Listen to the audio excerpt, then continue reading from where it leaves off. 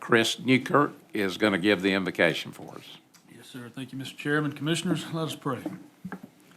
Lord, we come to you now and we just thank you for the opportunity that you've given us once again to serve our communities and to make a difference in the lives around us. And Lord, as we go through tonight's meeting, I just ask that your presence be in this room. Lord, that your spirits fill our heart and our mind. Lord, that you give us ears to listen to the hearts of those of our community. And Lord, give us the discernment to make decisions that are just reflective of your will. Lord, just use us tonight to have us do things that are pleasing to you. And Lord, use us to bring others to know you better. We pray these things in your name. Amen. Thank you, Chris. I'm going to call the May Board of Commissioners to order. And I'm going to ask you this time to stand for the Pledge of Allegiance, and that'll be led by Commissioner Booth. Pledge allegiance to the flag of the United States of America and to the republic for which it stands, one nation, under God, indivisible, with liberty and justice for all.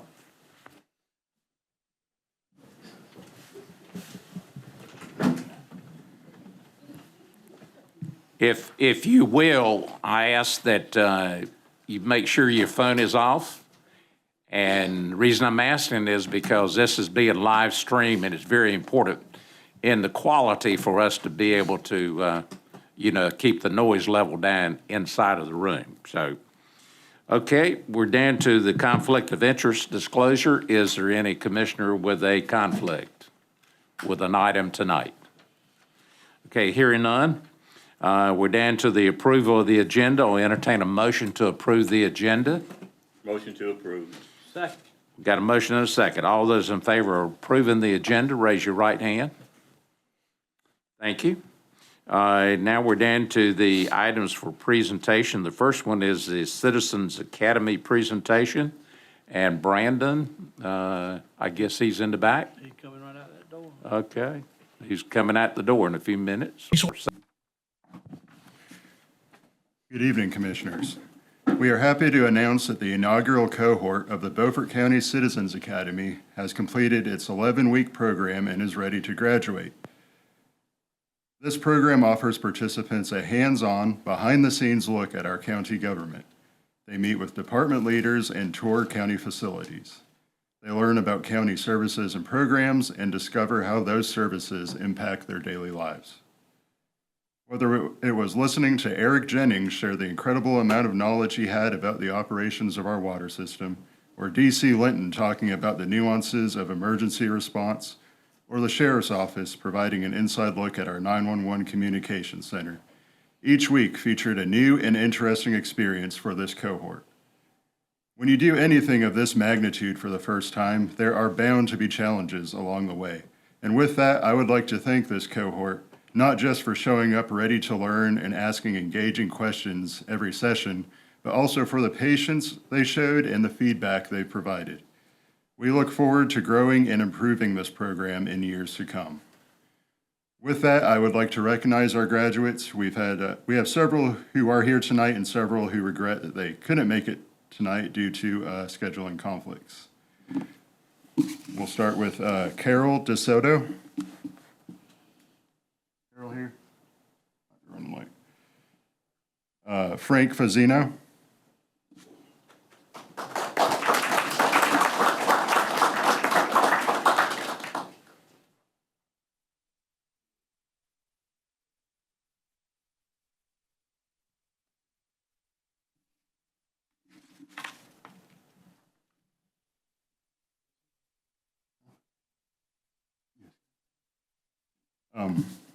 Gigi Jackson.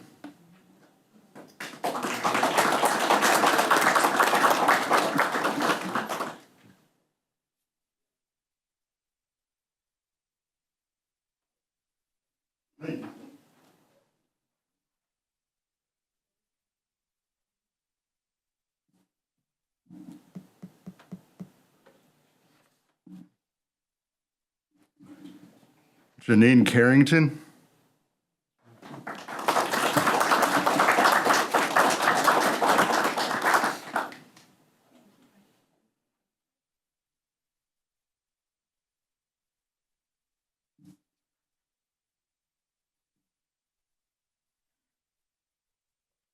Jennifer Folian.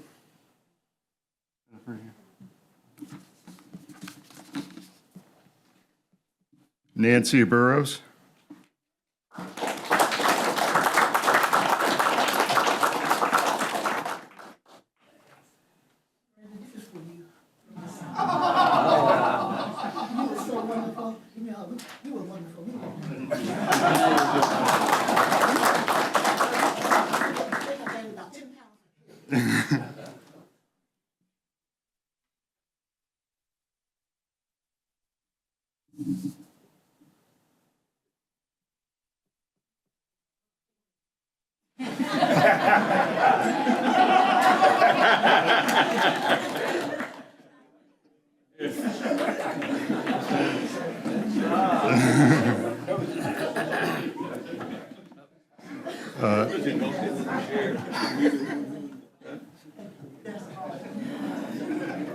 All right, Jack Justice.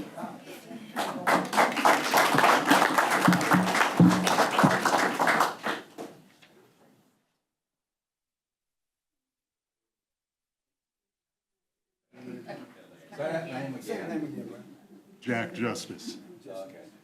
Awesome name, awesome name. And Cynthia Justice.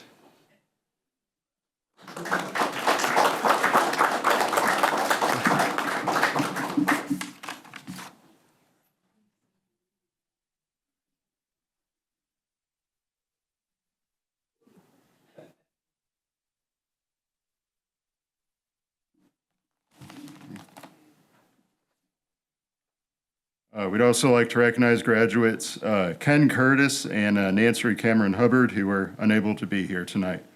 I'd like to thank the commissioners again for the support of this program, and we look forward to expanding it and improving it in years to come.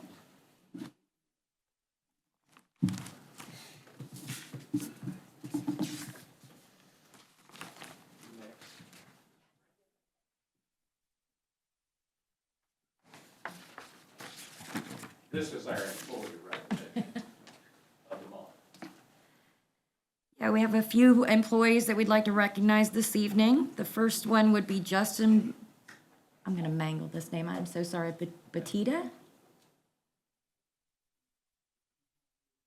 Okay. Oh, EMS. Okay.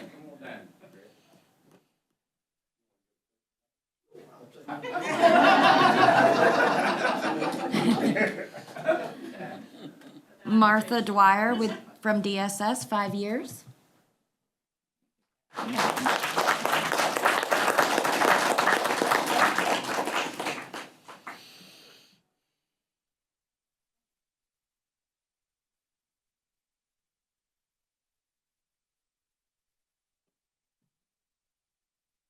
We have a few that are not here this evening. We have Sierra Hudnall from the Health Department, 5 years. Shakiria Lomax, DSS, 10 years. And Trudy Sparrow, DSS, 10 years.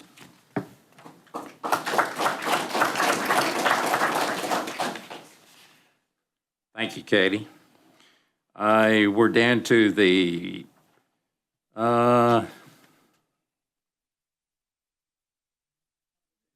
Commissioner Dunn, the Personnel Awards and Department Safety Awards.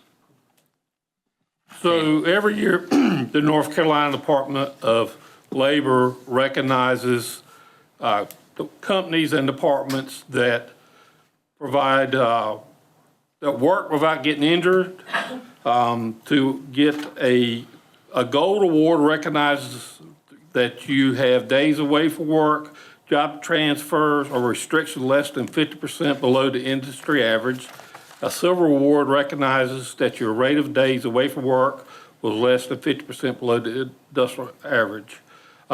This year, the administration department had 10 years without any injuries. Can be a lot to be said for 10 years. Department of Social Services got gold 1 year. Emergency Services got gold 1 year. Health Department got gold 1 year. Public Works got gold 1 year. And the Sheriff's Office got gold 1 year. They were all presented a certificate like this at a luncheon last week, I believe it was, in Greenville with Commissioner Luke Farley from Department of Labor.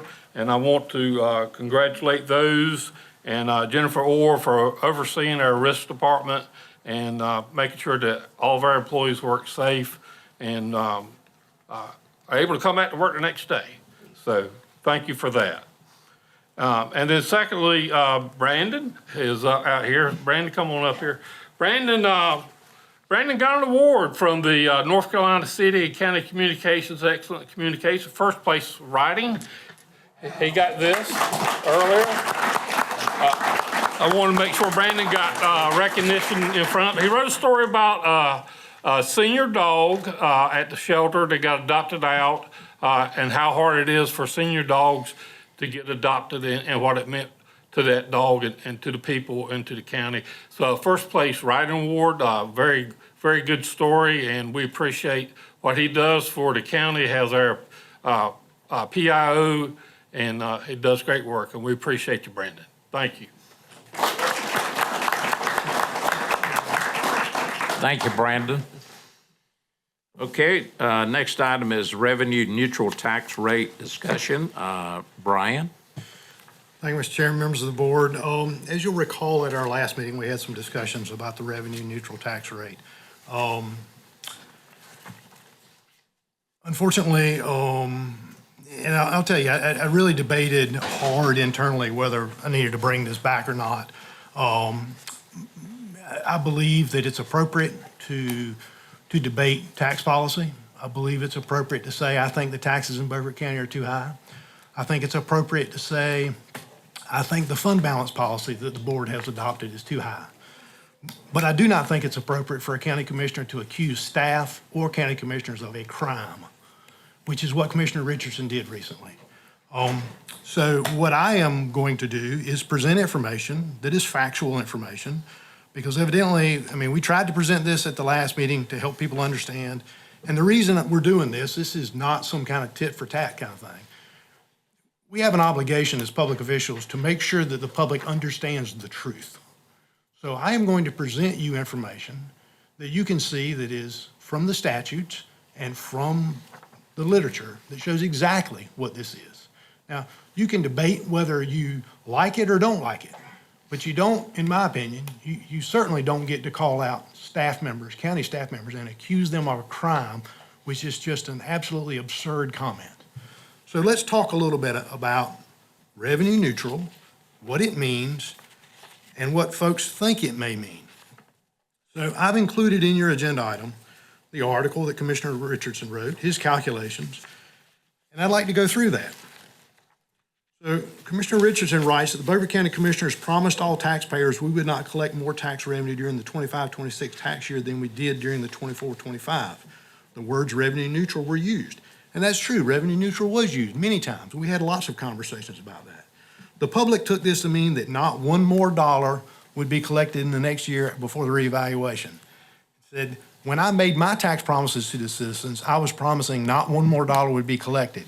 Tandy Dunn and Stan Deathridge believe the same. Now, I can't control what county commissioners make, what promises county commissioners make to residents. I can't control that at all. What I can do is give you good information. And I believe we've given you good information during last year's budget process as we go through the revenue neutral and how that works. In his comments that somehow this was done deceitfully, he wrote, this did not happen without the county manager, the head of finance, and the assessor knowing. These are the people, along with fake Frankie Waters, who led me to believe that this is the rate we promised taxpayers. Well, I'm going to give you information and show you information that this was presented very clearly to every one of the county commissioners. And in this next paragraph, it says, in order that taxpayers cannot be manipulated or lied to as a result of a reevaluation, the legislature requires each county publish a revenue neutral rate, and that is absolutely correct. The statutes prescribe how to do that. That is absolutely correct as well. There is room for judgment in how the statute is applied. That is not correct. The statute is the statute. The statute uses the word shall. It does not use the word may. Shall means you shall do this, and we'll get into that in just a second. And then he writes, remember the saying, figures don't lie, but liars figure. That's what happened to us. And in the end, He writes, "We're in the realm of tax fraud. This time, Beaufort County government committed tax fraud. I apologize to you, the taxpayer, for my not investigating how this rate was arrived at." Well, the rate was very clearly shown. The statutes are clear, and I'm going to go over that with you. So on page 12, it's General Statute 159-11, preparation and submission of the budget and budget message. Section E, and I'm going to read it to you. "In every year in which a general reappraisal of real property has been conducted, the budget officer, and I am the budget officer, shall include in the budget, for comparison purposes, a statement of the revenue-neutral property tax for the budget. The revenue-neutral property tax rate is the rate that is estimated to produce revenue for the next fiscal year equal to the revenue that would have been produced for the next fiscal year by the current tax rate if no appraisal had occurred." Now, if you stop reading right there, you may take it that way, but you can't stop reading the statute, because it goes on to say, to calculate the revenue neutral rate, the budget officer shall first determine a rate that would produce revenues equal to those produced for the current fiscal year, and then increase the rate by a growth factor equal to the average annual percentage increase in the tax base due to improvements since the last general reappraisal. So then you'll see so the statutes are really clear. The statutes say you shall do this and you shall account for growth. We are bound by the statutes. We must do what the statutes tell us to do. Counties are creatures of the General Assembly. So if you'll look on page 13, you'll see an email that I sent to the board. This was sent on April the 30th of 2025 at 9:47 a.m. in the morning. And it included my finance staff, the assessor, and it went to the board. And it was an email that essentially says, we've completed our final estimates, and I'll remind that, those are final estimates. You'll know how this goes. You guys are in the middle of revaluation, and you're also doing Board of Equalization and Review, where you are reviewing those equalization and reviews to determine whether you adjust that. So we're making an estimate on what our best guess is. And in that, we get a spreadsheet that comes from the school, or comes from the Department of Revenue, and that's included in this email. So in this email, I say to the board, the calculated revenue neutral number is 0.4451 per $100 valuation, or 44.51 cent. And the recommended budget uses 44.5. So if you really want to get hyper technical about it, we actually lowered the tax rate. But in this, I further go on to say that General Statute 15911E defines the revenue neutral tax rate and requires that it be included in the recommended budget for comparison purposes in reevaluation years. It is required to be published, but it is not required to be adopted by the board. The board can go underneath it, the board can go above it, or the board can take the revenue neutral number. A blog post came out from Chris McLaughlin the other day, who is with the UNC School of Government, who is an authority on tax revenues. And in 2025, there were 29 counties that conducted reappraisals. 4 of those counties set their rate at revenue neutral. That was Beaufort County, Dare County, Orange County, and Wilkes County. 2 of those counties, Cumberland and Cleveland, went below their revenue neutral rates. The remaining counties went above their revenue neutral rates. So we are one of 4 in the state of North Carolina that held our budget at the revenue neutral rate. In this email, I also explained the revenue neutral rate is intended to show the tax rate that would keep the units revenue neutral given its new tax base, and it allows for the unit's revenue to increase by the average annual growth experienced by the unit since the last revaluation. This is only fair since you have tax-based movement, plus or minus, and the average accounts for both, whether you have a reevaluation or not. Our average growth since the last reevaluation was 2.33%. It goes on to talk about the revenue neutral number referring to the aggregate tax burden for the entire jurisdiction and not the tax burden for individual taxpayers. So, in a reminder also that taxpayers sometimes have difficulty accepting the fact that their individual tax bills may increase even if the local government adopts a revenue neutral number.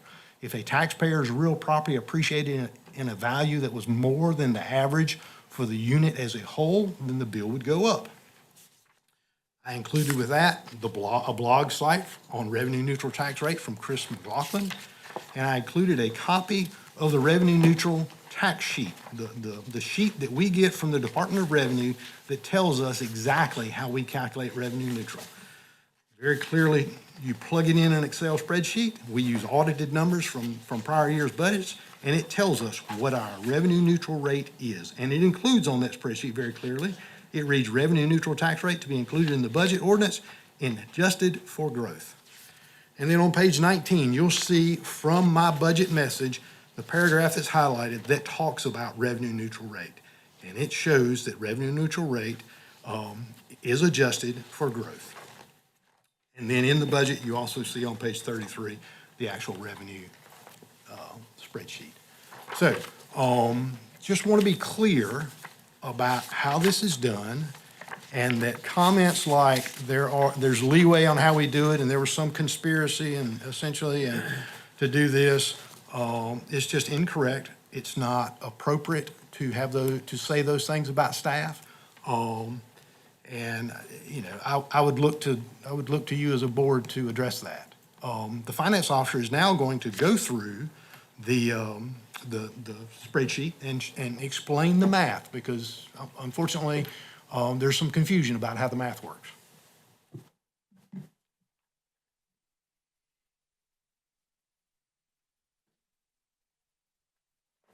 Thank you, Mr. Manager. So I prefer to be up here at the podium, and I've got a slide presentation, because I think when you're talking about numbers, it's easier to see them. And also would like the audience to be able to see the numbers that we're discussing. So we've got, the presentation is up. So this is actually the LGC's template form that they provide to all counties and municipalities in our reval years for us to statutorily calculate our revenue neutral number. And so what you do is, if you'll see that line in the middle of your page, I'm not sure what page it is in your book. I had to Page put- 18. Page 18. So we're going to be looking at that line in the middle of the page, and we're actually going to start just above that where it says 2018-2019 revaluation year. So previous to the 2025 revaluation, our last revaluation before that was 2018. So that's the starting number you start with. And so we go to our audited financial statements and we pull what our assessed valuations were for fiscal year 2018-29. And I'll just forward ahead in our presentation. And you can see this is our audited schedule from the fiscal year ended 2019 report. And if you look right here, under that first column that says property valuations, we have a total valuation of $5,737,757,779. Everybody see that number? Okay, so if we go back up to our schedule, that is the number that gets populated beside the 2018-2019 assessed valuation. Everybody see where we brought that 5.737 number forward? And then I won't show you every audited report, but you do that for each year moving forward, 2019, 2020. If we were to go to that audited schedule, you can see our total for property valuation in that first column is $5,855,000,000 and change. So if we go back to our spreadsheet, by the 2019-20 year, we key in the $5,855,000,000. For 2021, our audited report showed $6,032,000,000 and change. 21-22 fiscal year, it was $6,133,000,000 and change. 22-23, it was $6,328,000,000 and change. 2023-2024, it jumped to $6,503,000,000 and change. And so then we get to the 2024-25 fiscal year, and that's where we do have to make some estimates. Because if you think about it, we've developed the numbers for the 24-25 budget year. We would have developed that before the year was completed. We are wrapping up budget numbers to give you a budget book in May, so we are calculating these numbers in April. And the fiscal year doesn't end till June. So, but we have a very good estimate of what the number's gonna be because the bills have already gone out. We don't have all the motor vehicle numbers because we still have several months outstanding for that. But we do know what our big number is on our real personal business and, public, utility companies' valuations. So that number came in at $6,588,427,400. And then for the 25-26 year, that is when we had a revaluation. So Vincent Valuations would have come to us and said, this is what your new values are. And this is where, you know, the property in the county went up 43.7% just because of market prices that happened in the housing industry after COVID. And from that number, we had to make a few assumptions as staff on what kind of appeals do we think we're gonna have and how much should we potentially reduce this gross valuation that Vincent's has given us for any appeals that come before the Board of ENR, that you might allow that appeal and it will reduce our values. And so the number that Brian, Lloyd, and I came up with for the 2025 revaluation is the $9,467,367,2.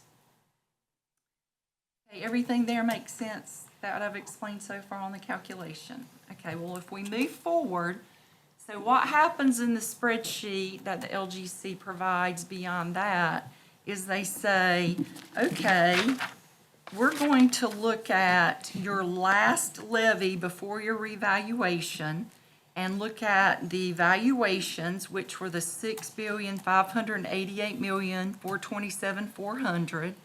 And at your old tax rate of 62.5 cents, that produced a net levy amount or gross levy amount of $41,177,671. And then we do the calculation to see, with our new values increasing from the 6.588 billion to the 9.46 billion, what's the equivalent new rate to produce that same tax levy of $41,177,671? And when you do the, when you do the math, the number is 43.49 cents. Okay?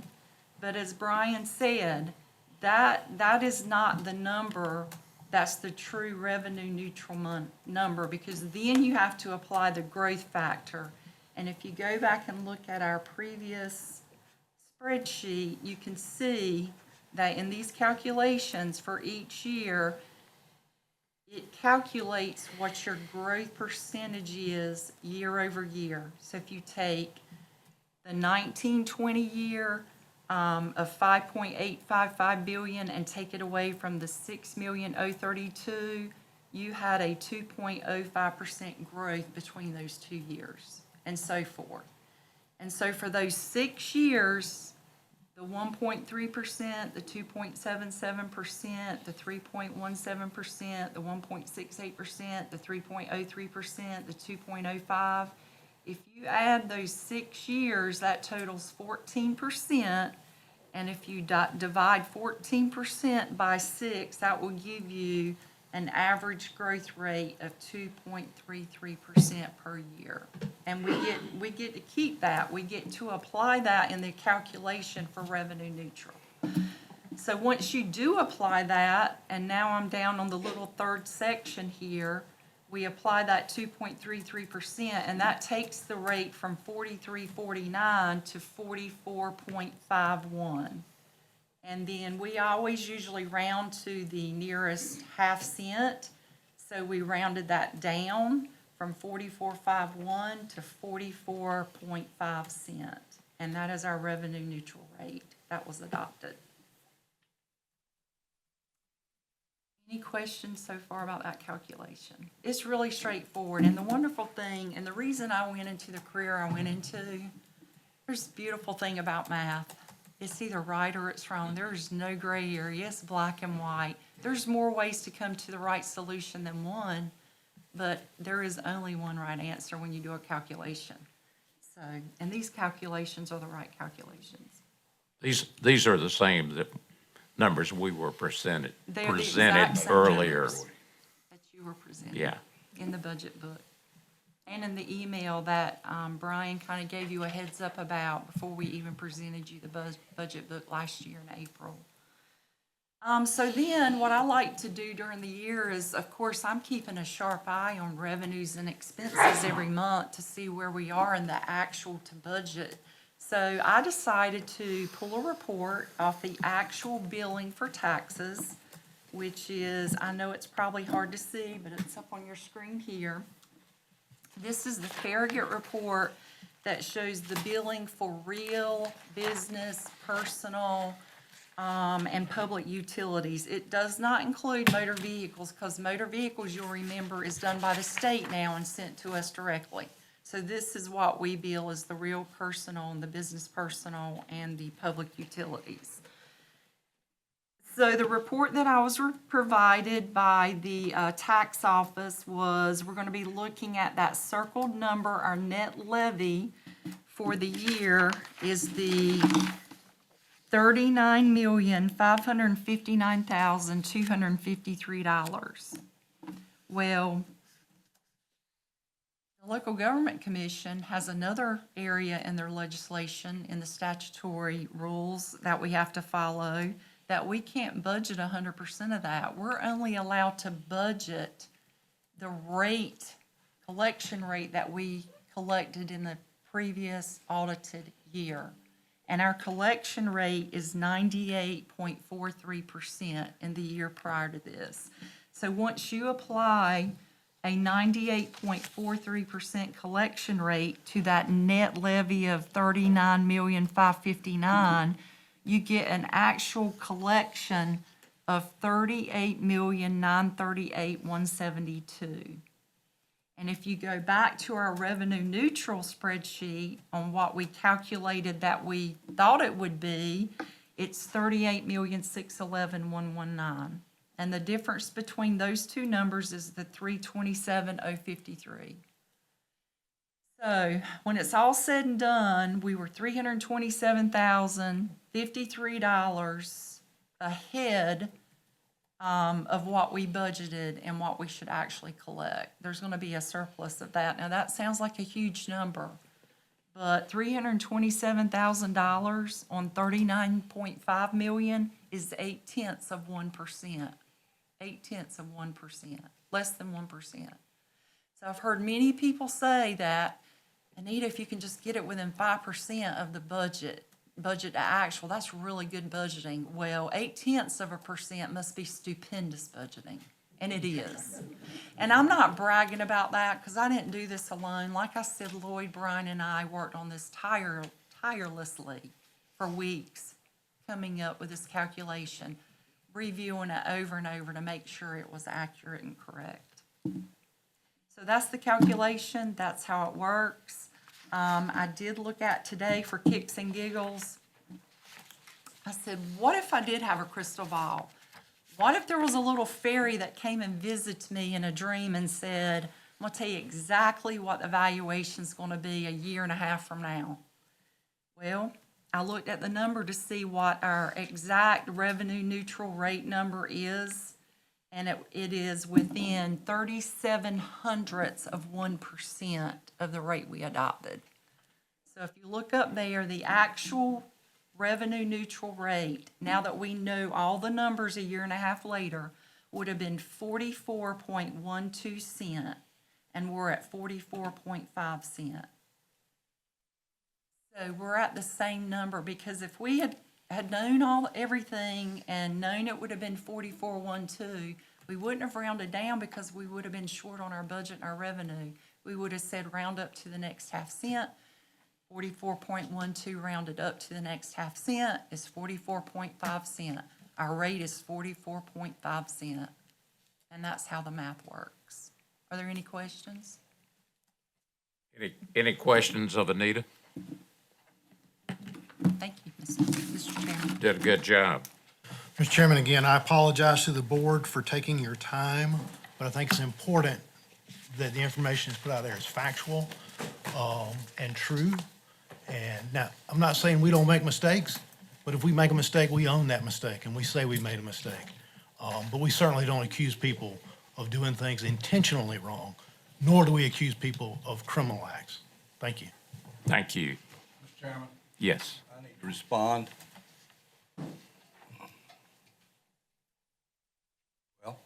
I mean, go ahead. Well, okay, look, look, I made these accusations. I stand by these accusations. I stand by the article.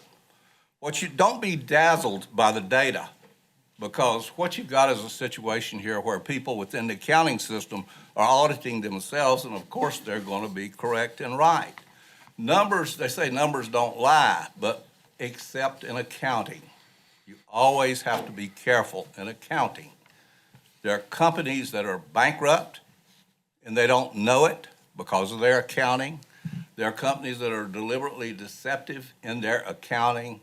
When stock market numbers come out, all of the companies in the United States produce these numbers in annual reports. These things are analyzed by a variety of experts. And in the end, they never agree with all of the accounting numbers. Part of the skill in analyzing those numbers is being able to see through the fog and the haze to see what the real truth is and what's really going on. There's two numbers that you do by comparison that staff would have known about, and that is levy to levy.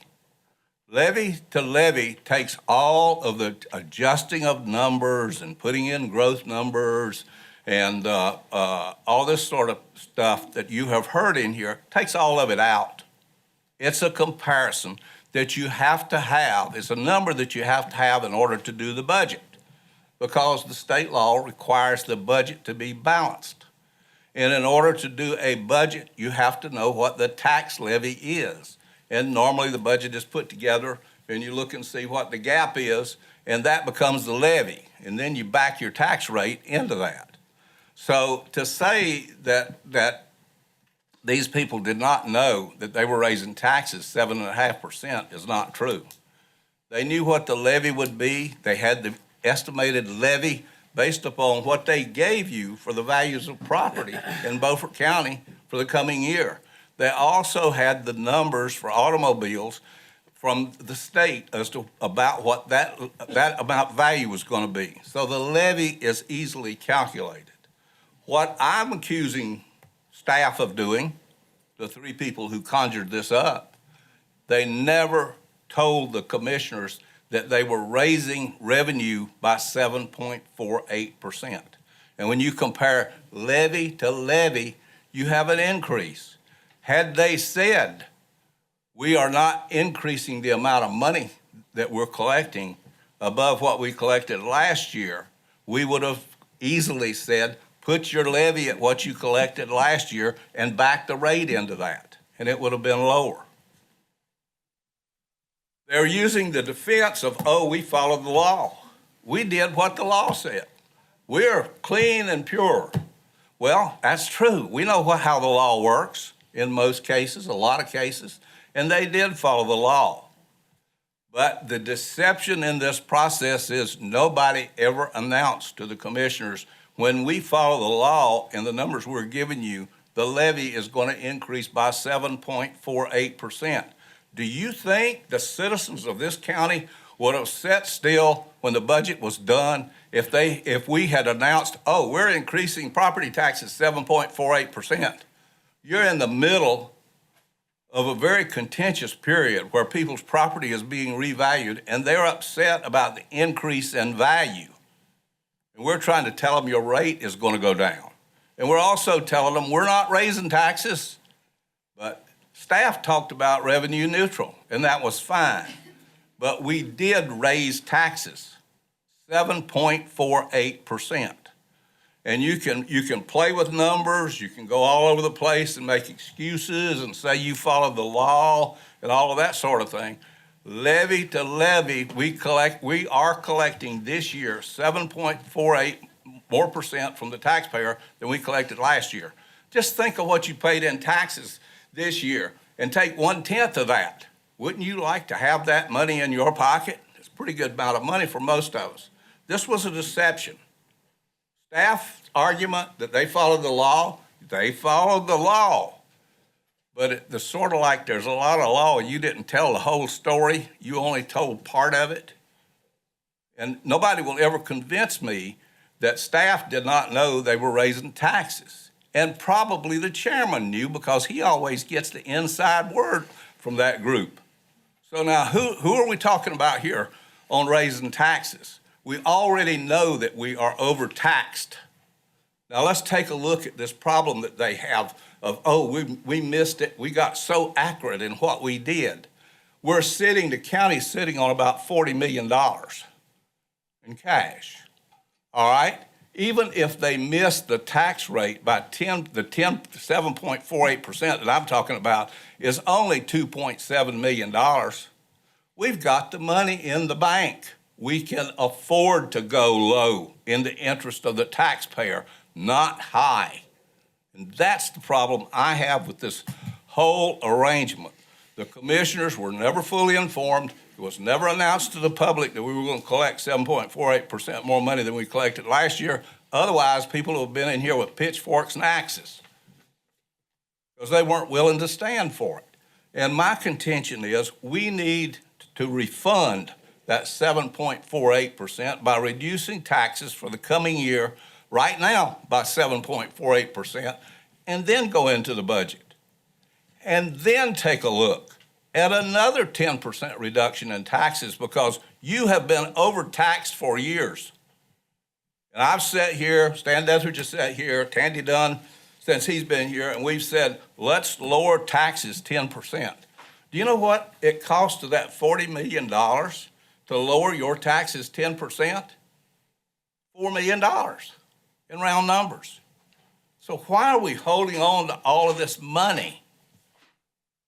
There was never a reason for a government to overtax people to begin with.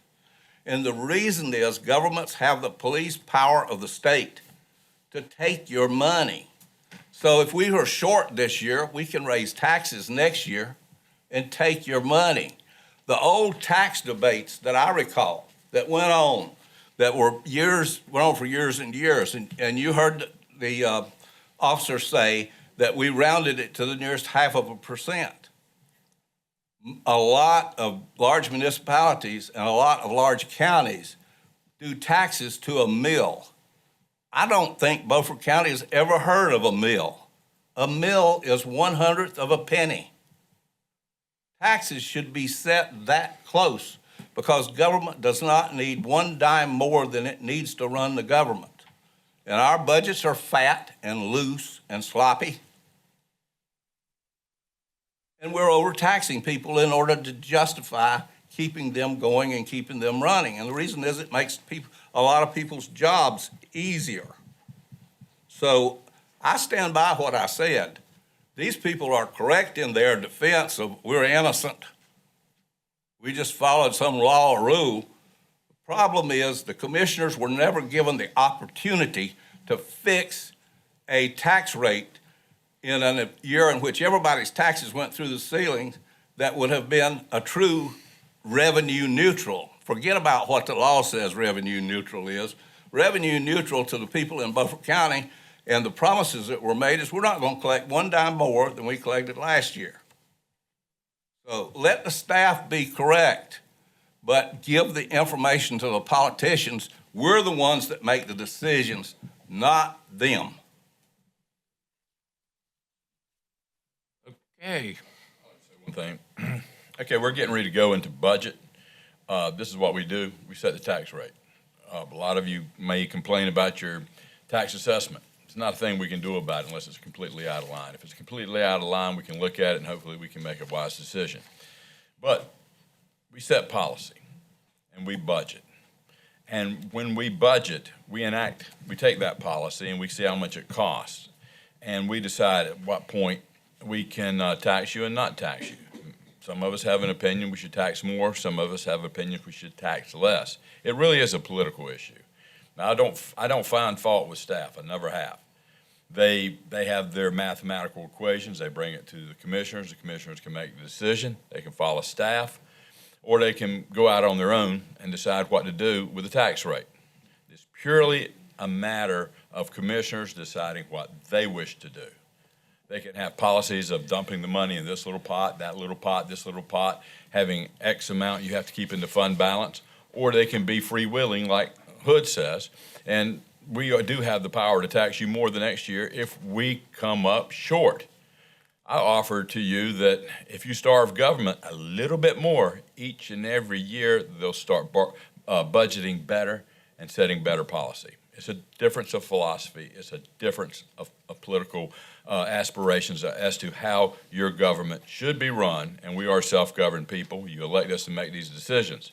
So I feel that the commissioners are entirely responsible for the tax rate, 100%. Staff has nothing to do with it. Having said that, commissioners are in a budget right now, and if you want to see us do better, call your commissioners. Any other commissioners want to make a statement? Everybody else good? Yes, Anita. Just a couple follow-up comments. So Commissioner Richardson, you just stated that we have $40 million in fund balance.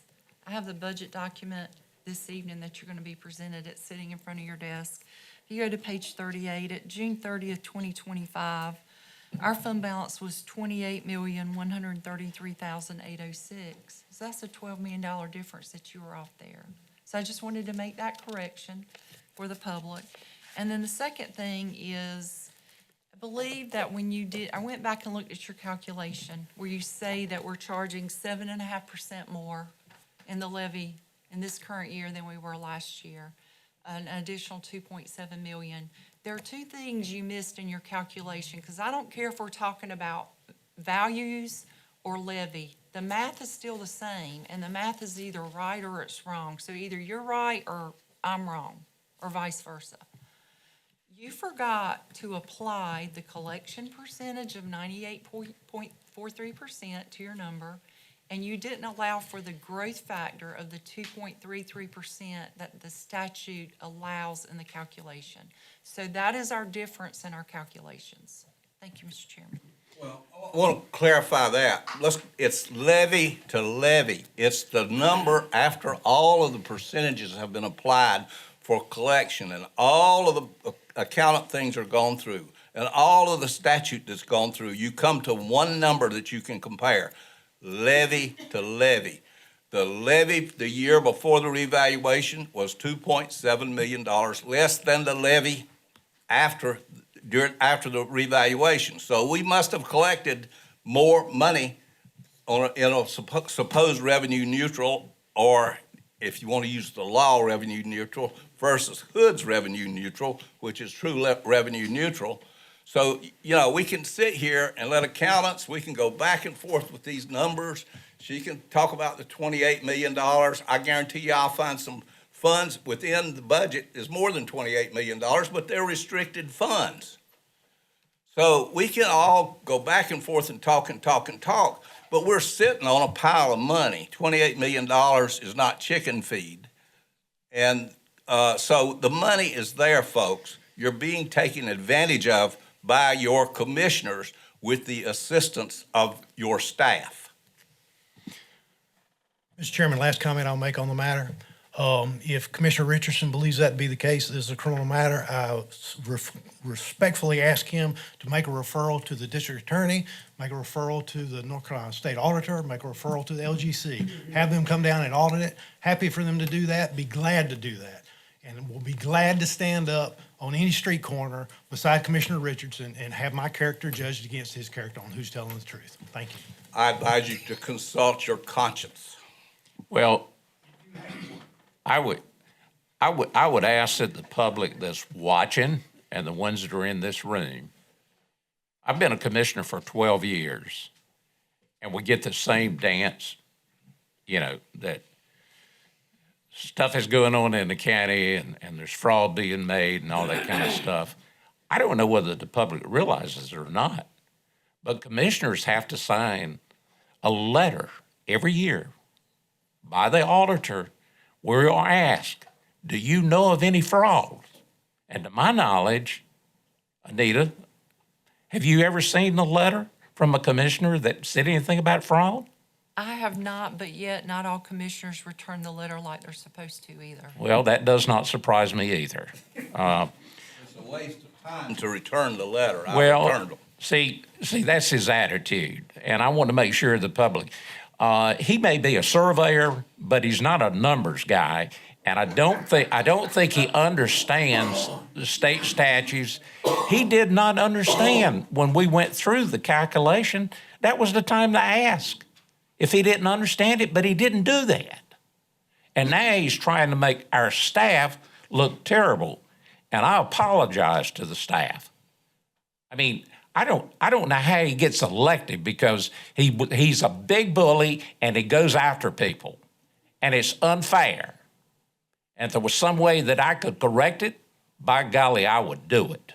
So I relied on the misrepresentations of staff as supported by you, Mr. Chairman. you've said enough on this matter.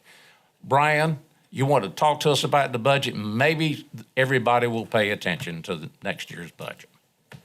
Thank you, Mr. Chairman, members of the board. You will notice in this year's budget, there's a new look to the budget. So a little different presentation. I want to thank Keegan Wynn for all his work on the budget. As y'all well know, Keegan is working with us from the association, one of their strategic project coordinators, and he has done an absolutely fantastic job on this budget, from developing themes to writing sections to developing layouts and integrating financial spreadsheets. He is just an extremely talented young man, and we appreciate all his hard work. Also want to thank Brandon Tester for all his work in graphics development and for the publishing of the budget. And again, thank you to Anita Radcliffe, Elena Hale, and Jennifer Hopkins for all their work in developing the numbers and bringing the budget together, and the rest of her finance staff for holding things together as they went through that process. Again, I want to thank our department managers who have worked again this year to bring a budget that continues to provide responsive services to the citizens of Beaufort County and stays within the CPI. I've presented budgets to this board for 11 years now. And there's a common theme that I hear every year, and I heard it when I was in Granville County as a manager, and that was don't cut any services and don't raise any taxes. The interesting part to me about that is people are very quick to say that costs have gone up in their daily lives. But unfortunately, there's some folks who refuse to recognize that the county's not exempt from those tax increases themselves. We're paying $4 a gallon of gas just like you're paying $4 a gallon of gas. So our county budget is impacted by all the things that are impacted in your daily life as well. And we are not exempt from that. And that is why growth in the local tax base is critical. Because if you get growth in the local tax base, then you're able to maintain those services you're doing, you don't have to cut services, and you don't have to raise taxes. And overall, the county's been able to do that and live within their means. So hear me clearly. Since FY 2019 to 2020, in fiscal year 2019-2020, the budget for the county, the tax rate, has either remained flat or decreased. Hear me clearly on that.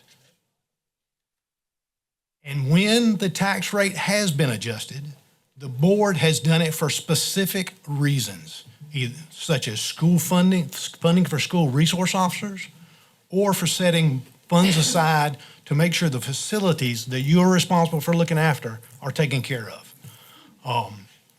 So think about that.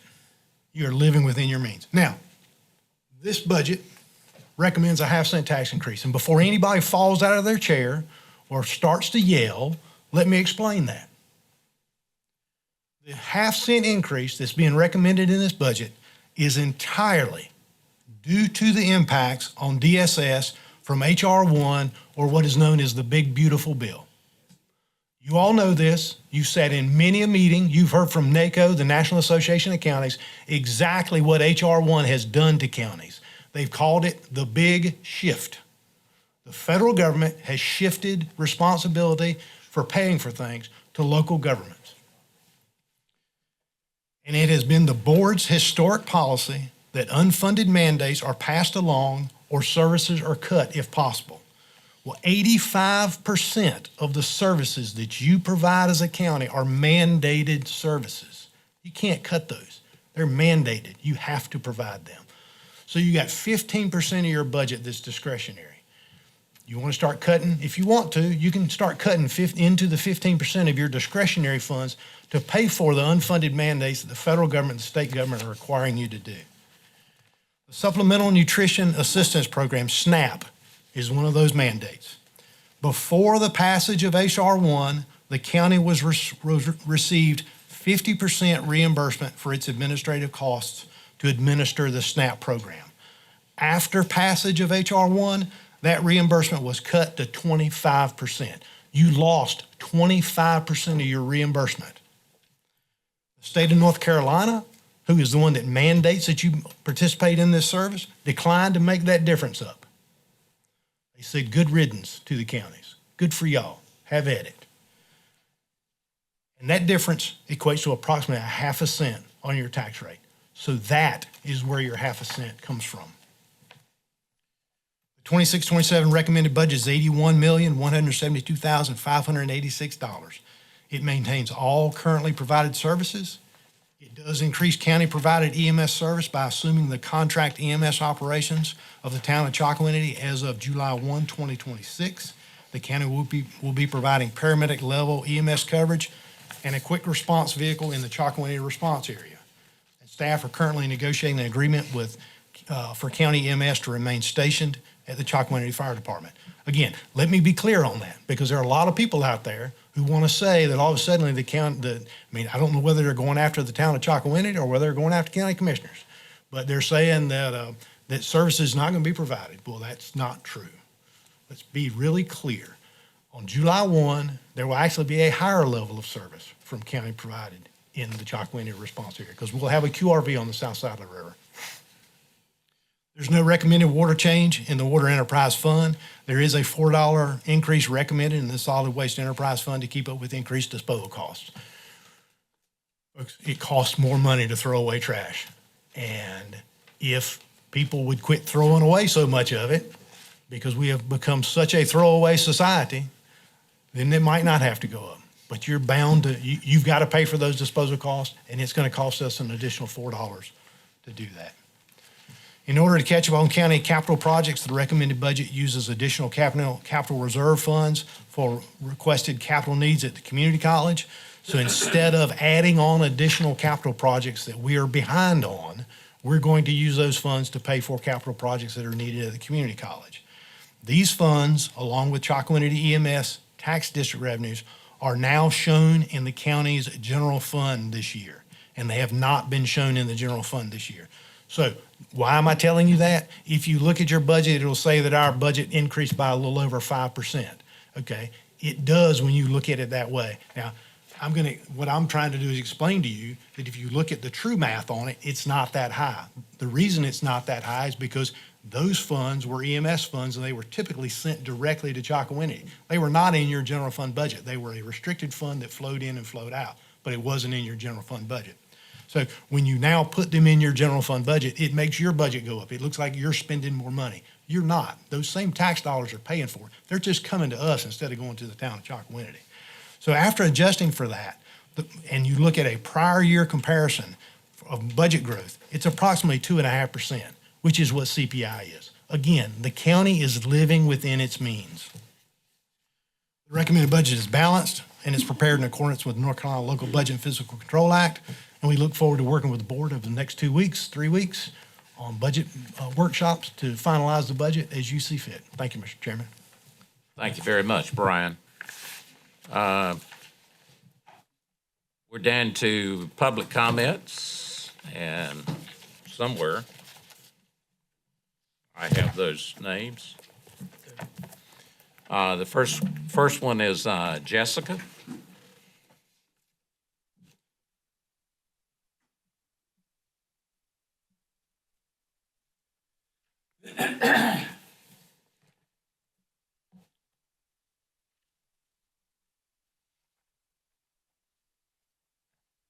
Hello, gentlemen. My name is Jessica Jones. Tonight, I'm going to speak about my 15-year-old daughter. Throughout this entire case, she has consistently said the same thing. She wants to come home. She has never felt unsafe with me. She stated that herself while being interrogated by the DSS attorney, Matthew Jackson, for the better part of an hour on April 22nd. Yet Beaufort County Department of Social Services, Lori Leggett, continues to keep her in custody. What makes that even more disturbing is that while under their oversight, my daughter was groomed for the better part of 18 months. She was also given free rein to alcohol as a minor. When those concerns were brought forward, they were minimized. Since being moved from that placement in March, she has been moved 8 times. She was thrown into a school in Charlotte with less than 6 weeks left in school. Meanwhile, the same agency responsible for overseeing her placement continues pushing the narrative that I'm the problem. Despite acknowledging my home is safe, and despite my daughter repeatedly asking to come home, that is not child protection. That is institutional failure, wrapped in polished paperwork. My daughter is not a case file. She isn't a statistic. Her voice should outweigh any narrative the department is trying to push to keep her from her family. I am now and will continue to demand my children be returned home to me safely and without further harm and/or delay. Make sure you guys have the days you deserve. The next one is Sarah.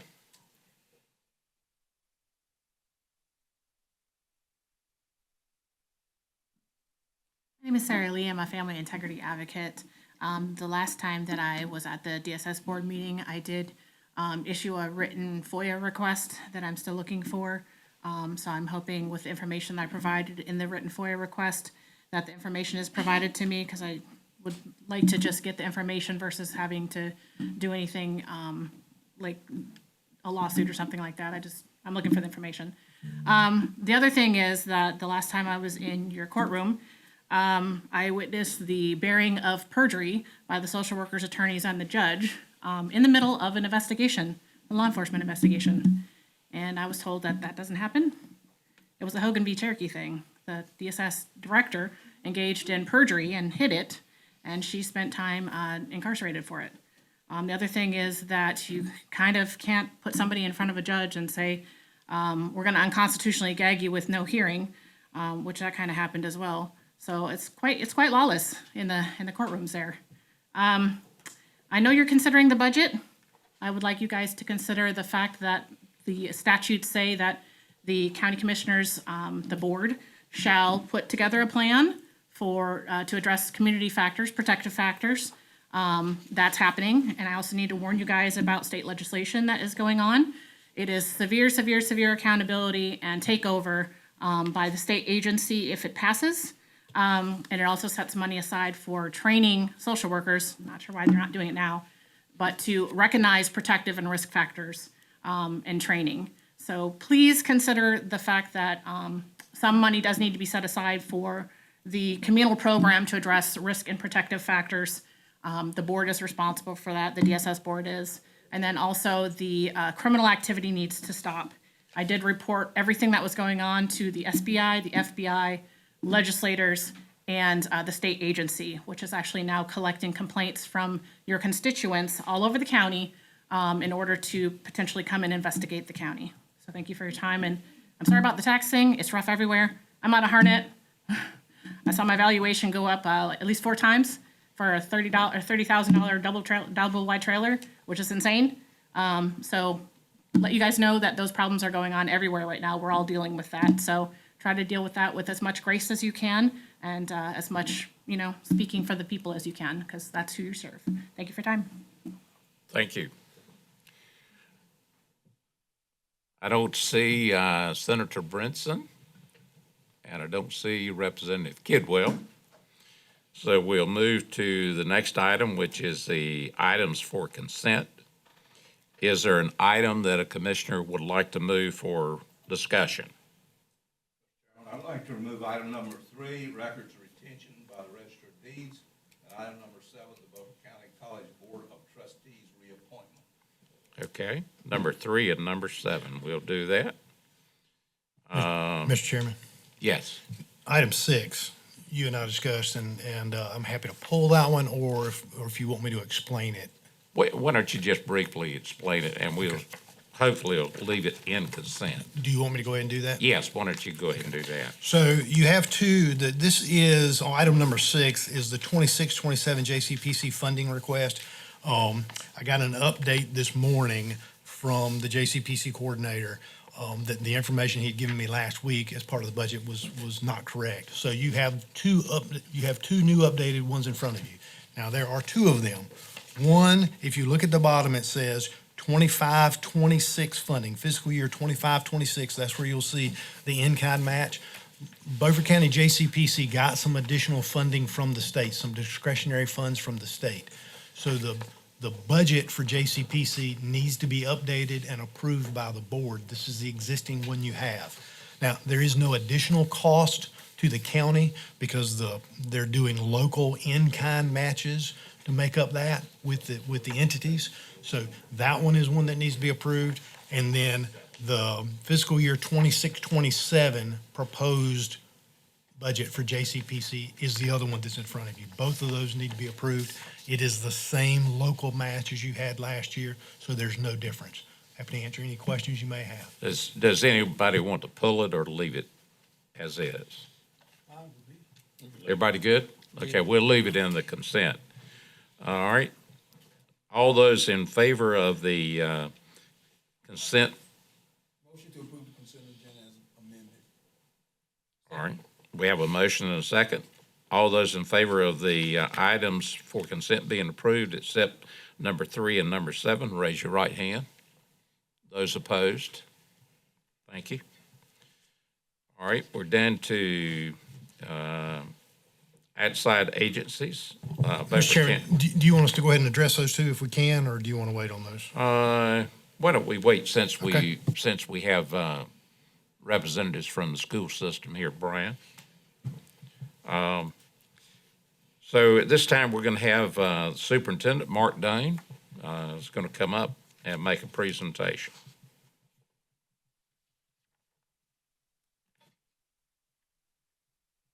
And welcome, Mark.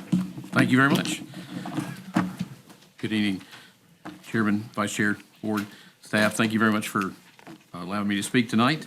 So I have two items. The first item is a simple request. In years past, when there were remaining reserve funds from lottery expenditures, the county held on to those funds for us. In the past, we were going to accumulate those so we could replace needed technology. Those funds have now been depleted based on our requests, and I believe, Brian, I'm sure can correct me, but I believe it's about $32,000 that remains. $32,880. And so those are capital funds. We're just requesting that those go ahead and be issued to us to apply towards capital projects. Anyone have a question? Okay, I'll entertain a motion. Motion to approve. Got a motion and a second. All those in favor of the motion, raise your right hand. Thank you. Thank you. You want to go to your next item? Sure. So, as you know, we're very excited about the construction of Washington Elementary School. And as just a reminder, we received a $42 million needs-based grant and a local match of $10 million from county commissioners to build Washington Elementary School. And as we are, I hate to say it out loud because I don't want to jinx it, but as we're turning the corner on completing construction, and we're still on time to open in August as expected, unless some unforeseen circumstance falls upon us. We are now outfitting the additional items that we would like to buy outside of roof and floor and walls and windows, et cetera, and electrical. And so the additional item that I would speak to you tonight about is a playground request. And I do believe there are pictures in your packet of the different playgrounds. So Bear in mind that Washington Elementary School will serve pre-K through third grade, so you've got a range of student ages that require different levels of playground equipment. You've also got certain state requirements depending on the age of the child. Those playgrounds can't necessarily be mixed. Pre-K students will be restricted to pre-K, K-1 students, 2-3 students. But what you have before you is the original playground request. This is an amended request that allows us to expand our footprint and what we're asking for in terms of recess equipment for students. All right, go ahead, Commissioner Booth. I see where you have here the different ages groups and everything, but there's a group omitted out of this group, children with disabilities. Have they been included in it? They have been included. That's actually going to be in our next request when I come before you again. Okay, well, I just didn't want to get ahead of you. Yes, but sir. I just want to be the voice for the voiceless. And there are some in this one particular proposal, but not as much as I'm about to bring you. Yes, sir. Thank you. We're talking about the 614,000. Yes, sir. Yes, sir. Any other questions? Well, I have a comment on this. Okay. We're nearing completion of this project, and all indications and all the finance information that's been presented indicates, excuse me, that we're within budget. But I've built schools before, and what you wind up with after the school's built is you got people running in here saying, we forgot this, and this extra money, and that, and something else. And I don't think these are contingency funds, and I don't think they should be appropriated until the school construction is complete and being occupied. And at that point, we know whether we need contingency funds or not. So, I think we're jumping the gun by allowing these funds to be, contingency funds to be spent at this time. Would you guys like to kind of explain what your understanding is? Sure. On the total project and where you will shake out? So, of course, nothing is final till it's final, but currently I'm going to use approximate numbers because, again, without getting bills in front of me, we have approximately in the neighborhood of about $4 million worth of contingency funds remaining to be spent. Now, we're going to have a very large bill that's going to come before the Board of Education in June, and then, of course, it will be presented to you for approval in July. That will narrow that dollar amount considerably, and so at that point, we'll have a true number. But even with the estimated requests of remaining contingencies, I believe we will still finish with 1.5 million that has not been allotted for any purpose that would essentially cover what Mr. Richardson's talking about, should there be any overruns or any issues once the school is built. The other thing I would say is that the things that we're asking for now, because of the nature of, for example, playground equipment or other items on the footprint of the building, that without the lead time to order them and install them, then they will not be here when we open the school. That's not the end of the world, depending on your perspective, but of course, we'd love to have it complete, ready to go when the door opens. Anybody have a question of Superintendent? Motion to approve. Second? Got a motion and a second to approve it. Any further discussion? All right. All those in favor of approving the playground equipment in the amount of $614,792, raise your right hand. All those opposed? Okay. Thank you very much. Thank you. Thank you all. Mr. Chairman. Yes. Mr. Richardson has an item in here that I think we could go to since we got the superintendent here. He's suggesting that the school's closed for a communist holiday. I would like to see the superintendent get him straight. Yeah, I'd like to see that too. Sure. Please explain that, what May Day is. Happy to do so. So in February of 2026, in 25, pardon me, in February of 2025, the Beaufort County Board of Education approved the calendar for this school year. This school year, the 25-26, which started in August and finished in May. At that date, they approved May 1st as an optional teacher workday, and it is honestly just pure coincidence that we had May 1st as an optional workday, and at the exact same time, there was a scheduled protest among educators in Raleigh Other school systems did have to have emergency meetings to change their calendar, but we didn't have to do that because we already had an optional teacher workday on the books. And that was approved a year in advance. It just pure coincidence. I would like for the Commissioner Walker to explain to us historically what May Day has been. Well, it's usually a celebration really in Russia where they have a maypole and they go around and around the maypole and everything, but it has nothing to do with the fact that they took the day off for Teachers' Work Day. Well, why do they go around that maypole in Russia every May Day? You're going to tell us. No, I want you to tell us because Well- I don't think you know. Well, I don't want to know because I don't do Russian celebrations. That's exactly right. Your ignorance is astounding. Well, May Day, historically, since about 1917, is the day of celebration of the communist revolution in Russia. And I pulled up and I watched the Russian May Day celebration this year. You can get it on the internet. It lasted an hour and 15 minutes. There were 11,000 communist soldiers participated in the Russian Communist May Day celebration. And it was an amazing group. When American soldiers march in parade, I frequently see that they're out of step, not aligned.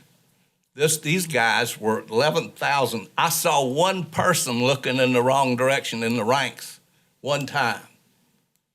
It was very astounding. You should pull it up and you should look at it. It's about an hour and 15 minutes long. I didn't see all of it. I skipped around on it. But it is amazing.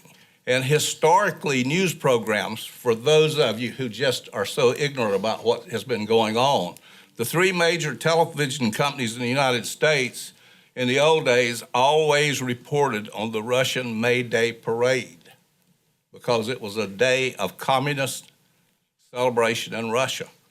Now, I am aware that some of the school labor unions are accused of being dominated by communists. There is no such thing as it just happened that way, that May the 1st was picked. And I certainly hope that in the future, the school system can avoid celebrating communist holidays. Well, I can assure you that on this optional teacher workday, no one submitted a leave form to visit Russia. Well, I can assure you that the significance of the day is still there. It is a communist day of celebration. And you and your schools got into it, and you've just shown how ignorant some people are about what really goes on in the world. It was not by accident that May the 1st was picked as a day, a holiday within the school system. It is a significant message to our students. And it also shows you need to be teaching the history in the schools about what May Day really means. didn't this have to do with the end of the grading period as well? Well, it did. That is correct. We picked the work days based on grading periods and then placed them in the calendar so teachers have a day off to work on grades, et cetera. And I think Mr. Richardson, when he found out that no Beaufort County teachers went to Raleigh to protest, he had to fall back on the communist thing. I didn't know that teachers went to Raleigh to protest. That's significant too, and it bears out my objections to celebrating communist holidays within our school system. You knew that. Randy, you sure you're not an undercover communist? Gentlemen, we're gonna move to the next item. We've heard enough. Make it short. Make it short. I was in Raleigh when y'all had that day. And to me, the only thing that bothers me that was up there trying to make things better for educators. And I didn't see nobody there from Russia.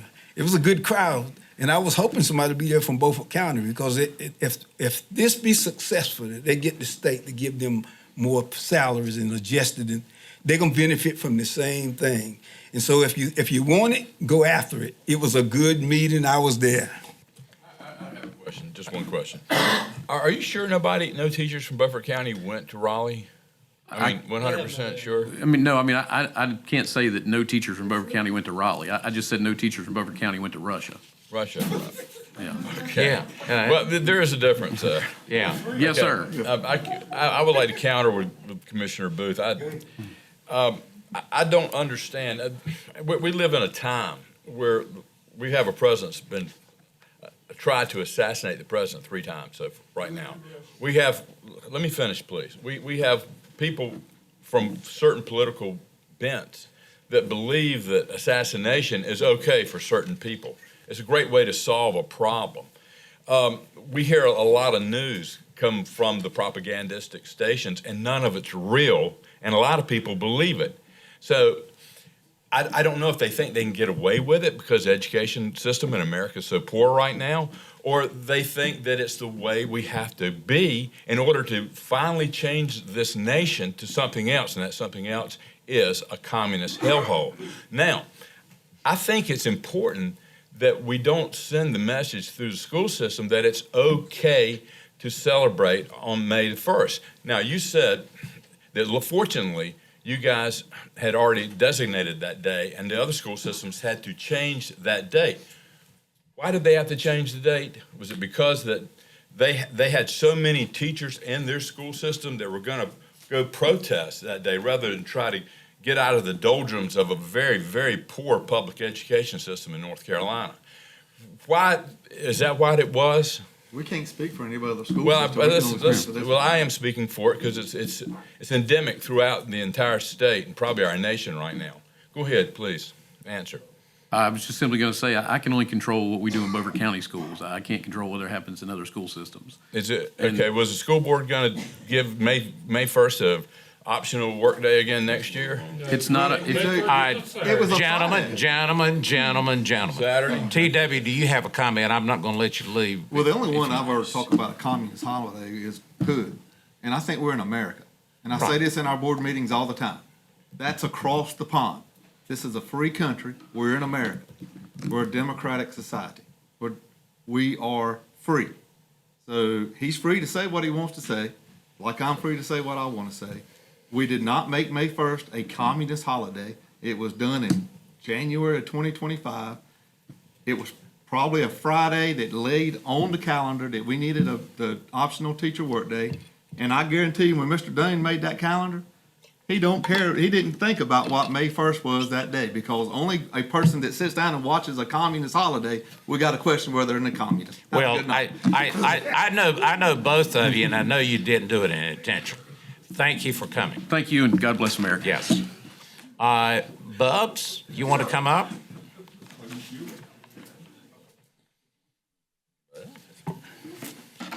I hope you don't have anything that's I hope I'm bringing something that's going to unify this group and not be divisive here tonight. good. And first of all, just thank you for letting me attend and speak before you. And really, I want to thank this group, because whether you realize it or not, over the last 30 to 40 years, there has been a tremendous improvement in the fire and EMS service in Beaufort County. And I know many of you have helped lead that, but I know one person in this room saw that need years ago and has worked extremely hard to bring about it and had a great deal of knowledge to bring about this improvement, and that's Brian Alligood.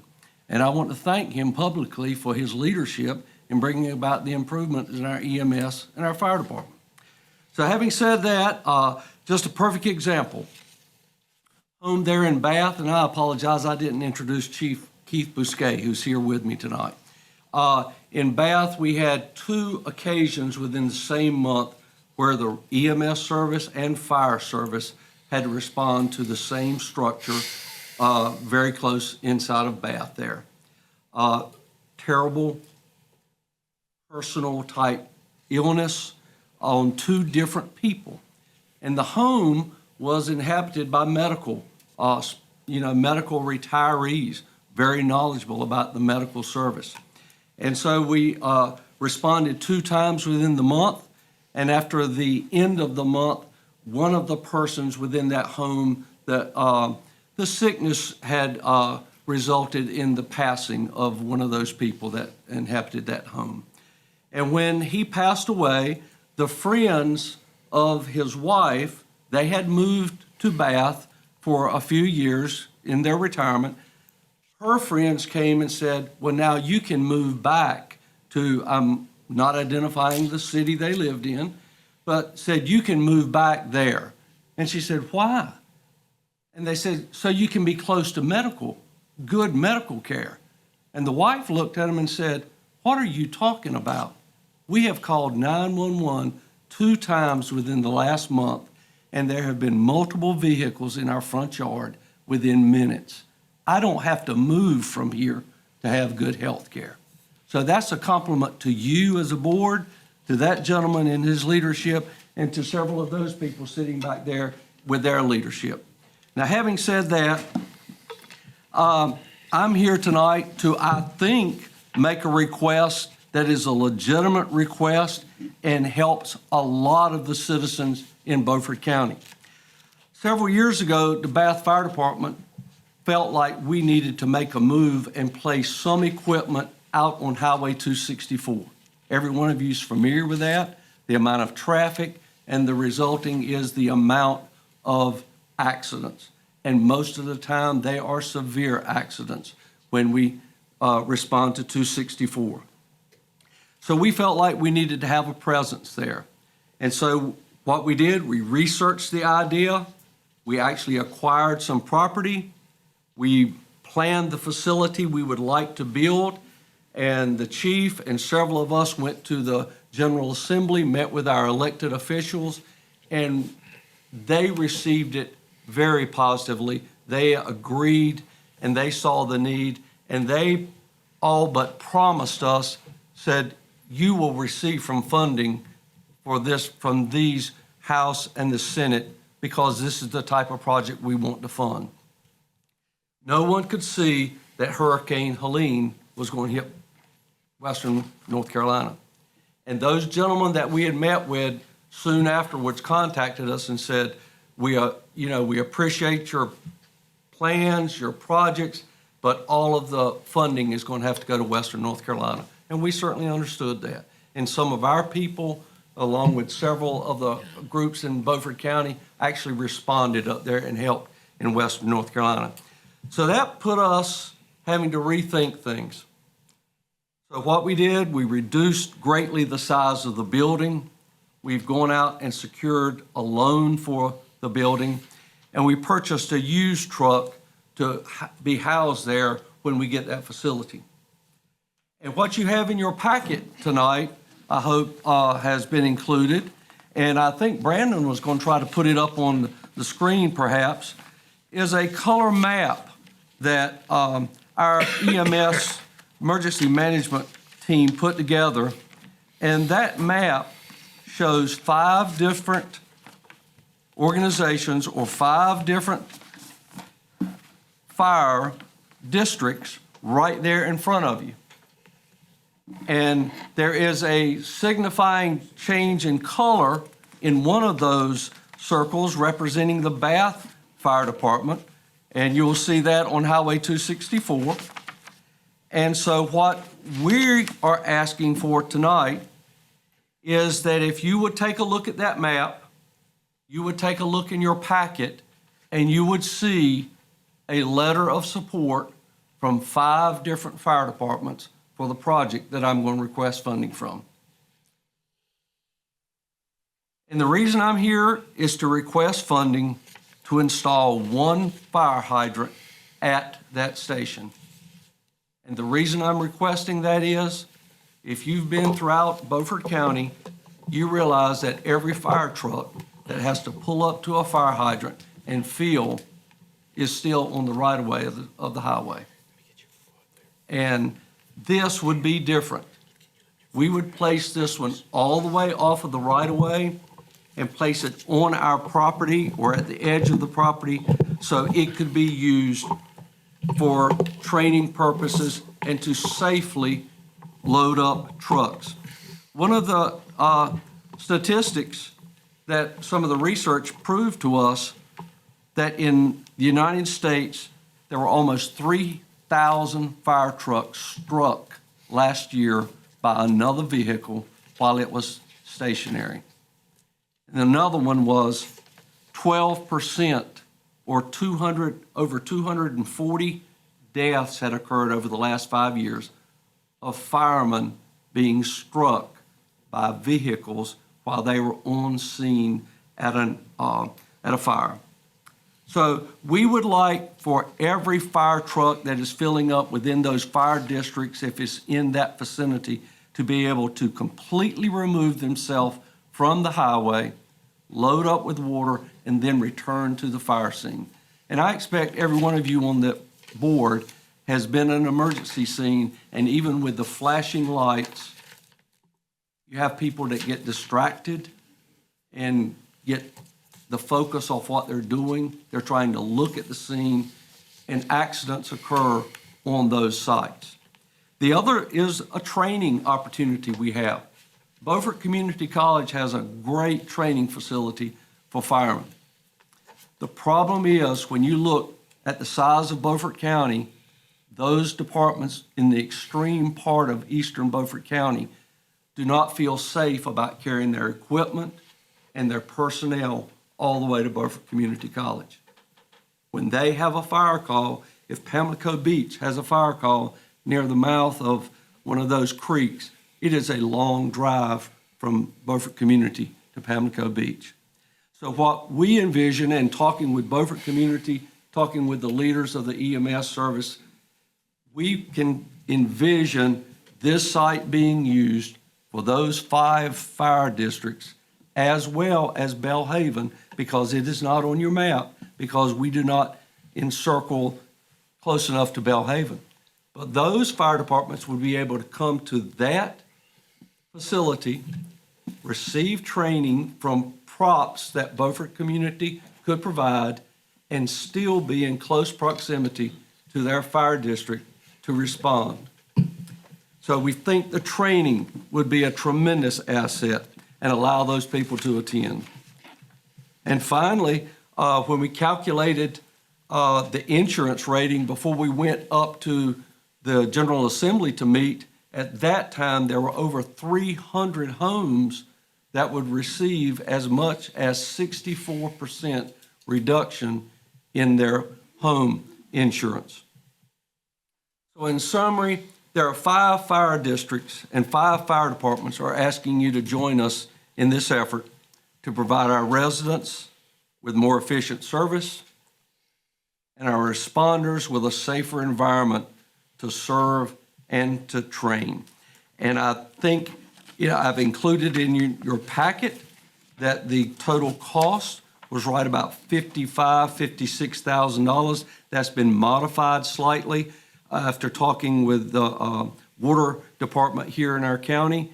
And I think I'm safe to say, if you see yourself to serving us or funding that, if there's any change in price or overrun, I think the Bath Fire Department would be willing to address that. So I'm simply asking that you consider that to serve 5 + 1 district in the eastern part of Beaufort County. Thank you very much. And I've got some smart people here to answer any questions you have. Okay. Here, the back row, right there. I'm just here to run my mouth. They're here to answer questions. Yeah. Sir? Well, I'm just trying to bring it to your attention. All right, we'll take the first one right here. I Okay. haven't seen it. I'd like to ask Christina or Wes, whoever wants to do the water, does our water department not have the capabilities of installing a hydrant for them? I mean, and if so, what would be the cost? My understanding, we use contractors to do that. Yeah, But I she know, would- but, we put in a water system 30 years ago, we put in hydrants at departments. Sure. I'm asking. Do we have the capabilities? Yes, but I believe the main is actually on the opposite side of the NCDOT road, which is Highway 264, so there would have to be a bore underneath that. We do not do that work. We contract that work out. Since this is new construction, typically when a hydrant is installed as part of new construction and the overall site work, it is wrapped up into that general contractors. It would be his responsibility because he's also the one putting in the plumbing lines and the water service to the building. So that's why we're going through them doing it and not the water department doing it. Yes, sir. Because don't get me wrong, Chief knows me. I'm all for it. I'm just trying to figure out why we're having to give the money Right. to y'all to do it when we got a water department. Correct. We've had these discussions, and we actually chose a contractor that they use. Ed? But, Mr. Carson, I didn't understand where you said you want to set the fire hydrant away from this. All the way into the property, so a fire truck can exit 264, come into a paved area, load up, and then return back to the fire scene. And the other question I have, the city of Bath owns this property. No, sir. Who? The Bath Volunteer Fire Department. And this is a good project. I mean, it's to help people on the insurance and everything. But the only question I would have, do you give our people the authority of as a right of way if they had to go to this fire hydrant? Have you considered that? I think that's just understood, I would think. Well, it's understood, but you need to put it out there Yeah, and I think because that's it's outside of the Right. area. Sure, sure.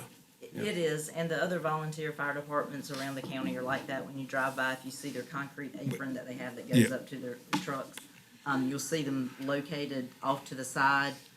Pantego Fire Department a few years ago actually relocated theirs because they reworked some of their aprons because they put it off to the side so that they can do training and still be able to get in and out of the buildings if they do have a You call. answer my question. But that is a different scenario with the fire departments than we have with any other consumers or customers.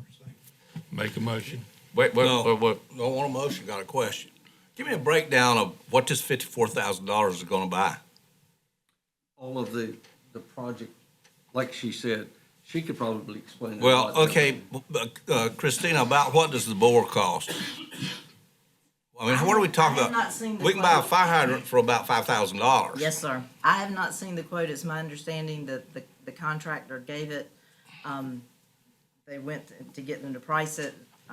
He provided the price. I spoke with Eric. It is obviously, size line that we have coming Well- down, but then it has to be reduced down to a 6-inch. Correct. Because then you have to, the hydrant has to be located off of a 6-inch, so it has to be two, you have your water service and then you have your hydrant leg. So they would be. The hydrant leg is 6 inches, but Yes, the sir. line that serves it is usually 8. Well, it's going down Highway 264, so. So that you've is only got a larger- 6-inch line in 264? No, sir, we've got a larger than a 6-inch. We've got a 12-inch going down 264. But you're crossing 264 at a right angle Yes, sir. with a bore? Yes, sir. Okay, and with an 8-inch line, I'd like to see a breakdown of what we're getting for our money. We can get you the detail, but Eric is the person I spoke to. In the original proposal, Eric said that would not meet what the county would require. So we sent it back to those contractor, and he brought up a different one. And I think, didn't you not see something in your packet? Yeah, but I can't read it. Okay. Well, Brandon maybe can put it up there on that, but. Can't read what's we can in get here. Something Are there. Does this include concrete in the parking lot? No. This is just Well, for the fire I would like hydrant to, I would just like to see the contractor's bid. This is a lot of money for what we're doing. Bores are expensive things, but it's a lot of money. You can buy the hydrant for about $4,000. Well, anybody else got a question? I believe everything you said, and I support you fully. Thank you. Do you? If you only knew that you didn't know what you were talking about, Randy, you know. You amaze me with your. What does it matter? You amaze me with your ignorance. I'm glad I amazed you. Both of you let other people talk. We've heard your opinions. Well, Both. I'd like to request a copy of the quote. Is that illegal? No, and they'll get it for you. Absolutely. Do you realize now that the mega site's been announced, the location, that's within 5 miles? It's probably less than 2. Well, it's from 264 over to the, it's 2.4, 2.5 miles. Once you turn off of 264. We're 3 miles in because we're half a mile. So it's close by. That's another, Yes, sir. another positive. You may need to put 2 fire hydrants. That's right. There's also, in them 300 homes that he spoke about, there's also 2 schools that's going to benefit from the insurance break as well. Yes. Northeast both. Yes, okay. All right. All right, we got a motion and we got a second. Well, let's have some discussion for a second. I gonna get a copy of this bid stuff? All right, how am I gonna get that? I will get it to you. All right, I'm not gonna vote for it until I see the bid and see what you're Okay. buying, because I don't think you guys are confident enough about what you're buying. You're listening to a contractor, and that's like listening to the car salesman. Sure. We bought trucks based on what the salesman recommended, and we found out he's just interested in selling something. Okay. So I'm not gonna vote for this. Okay, until I see that's what we're fine, buying. that's fine. Okay. Hope the public understands that. All right? Hey, can we, put this off? No, we've got a motion on the floor, and we're gonna vote. You can vote no if that's your feelings on You it. don't have enough information to know what you're doing. Well, that's Something good, for that's, money, that's for money. good, that's good. I Right mean, here, you- budget too, you know? Yeah, Bad all timing. right, all right. All those in favor of the motion, which is to give $54,450 to the Bath Fire Department from the ARPA funds to install the fire hydrant at the new location on Highway 264 that can be used by 5 other departments. Correct. Raise your right hand high. So, okay? Thank you. All right, now the ones that are opposed to it, raise yours high so everybody can see it. Okay. Thank you very much. All right, thank you. Thank you. And I'm sure you'll get it. If you'll get it to I'll get it to you. Brian, then that way Absolutely. he'll make sure we all get Absolutely. it. Because I'd like to see a breakdown too. Sure, we'll get it. Thank you. All right, Stocks and gentlemen, we're Taylor. we're past time for a break, so we're gonna take a 15-minute break. And we'll be back after the 15-minute. Okay, we're back from the, I thought we were back from the break. Are we back from, yeah, we're back from the break now. So, we'll get started with the, Public Works, and the first one is the water equipment purchase. Christina? What page are y'all on?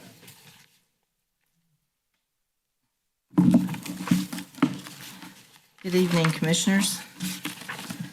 We have actually quite a few items this evening to discuss for Public Works, so if you'll bear with us.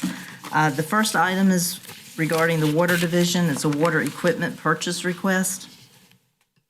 The Beaufort County Public Works Water Division requests approval to purchase a 2025 Yanmar compact track loader, also commonly known as a skid steer.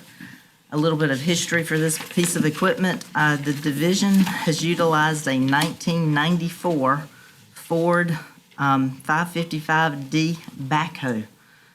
Do a little quick math on that. That backhoe is 32 years old, so I think we've gotten our use out of that. But anyway, it has been the past few years, we've had a few issues here and there. Our employees do a really good job of maintaining it and trying to keep it going along. Unfortunately, our latest estimated cost to repair is approximately $16,000. And with that repair quote, there's also the stated clause that says some of the transmission parts are not even available and that the repair may not totally be possible. And then, of course, if it is repaired, there is no warranty and that type of thing. So due to the high cost of the repairs, the division investigated multiple replacement options based on the needs of the Water Division. A skid steer was found to be a better replacement option than a backhoe. The skid steer offers the ability to use forks to load and unload materials, a bucket to move soil and perform light grading work, and also other attachments can be used if needed in the future. The skid steer is also more easily trailered using our existing heavy-duty pickups and does not require the transport by our F-650 dump truck and the large trailer. Additionally, the skid steer can be utilized for other tasks that are needed by other departments. The division sought pricing for purchase and also rent-to-purchase options from multiple dealers, including the National Equipment Dealers, Gregory Poole, as well as the North Carolina Sheriff's Association. And NED provided the best upfront purchase price for a cost of $78,411.08, which includes a $7,000 cash rebate. So that's the reason that I'm bringing it to you today. Obviously, in a perfect world, We would have waited until July. It would have been included in next year's budget. But in order to utilize this $7,000 cash rebate, I needed to bring it to you today. And also, I thought it was worth it to bring it to you this evening instead of paying rental costs for the next 2 months. This piece of equipment is immediately available. We've actually did a test drive to make sure that it would provide all of the needs that we have, and the guys said that it's working well. So I would request to approve the purchase of the skid steer from National Equipment Dealers and approve the associated budget amendment. Does this include a set of forks and a bucket? Does this include some of the jewelry that comes with it? It what includes the bucket. Oh, okay. Got a motion, is there a second? Second. All right, we got a motion and a second. Any further discussion? Got one question. When you say bucket, do you get both buckets? The big bucket for moving material and the bucket for digging? No, if you flip through in your book on page 281 and 82, you'll see the bucket that's included. Okay, just the big bucket. Christina? Yes. Yes, sir. Did you look at, you have used this backhoe for 20 years, and it done the job. Now, this Bobcat, you got forks with it on the bucket, right? Can you get forks and buckets with a backhoe? Some of those attachments. Did you look at that? We did. The replacement cost for a backhoe is around $130,000. Oh, you done good. Thank you.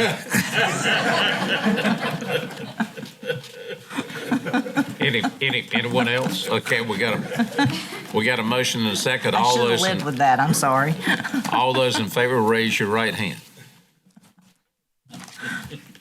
All right, you want to go to your next item, Christina? Yes, sir. The next couple of items are dealing with the Facilities Capital Fund projects.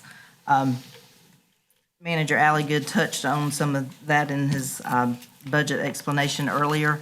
The first item is dealing with the Francisco Building Interior Renovation Project.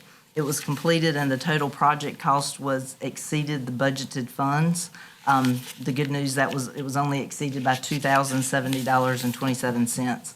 So we are showing a budget amendment, which is transfers available excess budget from funds from other projects that were also located within the Facility Capital Project Fund. As a reminder, with the capital project funds, each individual project has a separate line item. So that's why we're bringing this before you in order to make the project whole so that there are no negatives that are showing for each individual project. But no additional funds are required from fund balance. It's just transferring funds around. Okay, we got a motion and a second. Any question? You keep, people with the county call it the Francisco Building. Has anyone ever thought of calling it something else, like the Johnston Building, or the Frank Johnston Building, or just something else, maybe County Building Number 12? There has been multiple times that people have thought about what it should be called. There's been numerous conversations about that because of the way when it was purchased, this was how it was set up, so that's why it's referenced. If you have suggestions, we've looked at, some of the things we've looked at were maybe the numbering, the address. Unfortunately, because of the way we're located downtown, our addresses are very similar. We have 111, 112, 113, 117, 134, 132. We could perhaps go to that type of numbering system in lieu of the Seaboard Building, but. Or the Frank Johnston Building, who was my 7th grade teacher and was an attorney as well, a very good attorney. I believe if I made that motion, Hood would make a second. I would. How many people have taken the time to go over there and see the renovations in the building? And I've been over there too. What impresses me is it was done, I think, everything with staff except the painting. We used Torres for the paint. Yes, sir. Job in there. The staff and then some of our local contractors that work with us frequently, like for the HVAC and things like that. But yes, the staff did a lot of that work in-house. So again, that's what when our facilities personnel are walking very fast and running around, they're doing a bunch of different things. Yes, sir. All right. Katie, did we get a motion? Okay, we got a motion and a second. Anybody else have a question? All right. All those in favor of the budget amendment of $2,071, raise your right hand. Okay, you want to go to your next item? Yes, sir. The next item is also listed in our capital facilities projects. It is requesting approval for a construction contract to fund a standby generator at Department of Social Services. Engineering Source of North Carolina designed and created engineering plans to provide a 200 kW standby generator as well as an 800 amp automatic transfer switch to serve the Department of Social Services building. This would be a full building generator, so if power was lost, then the entire building would be able to come up and run HVAC as well as the computer servers and any other electrical pull that would be needed.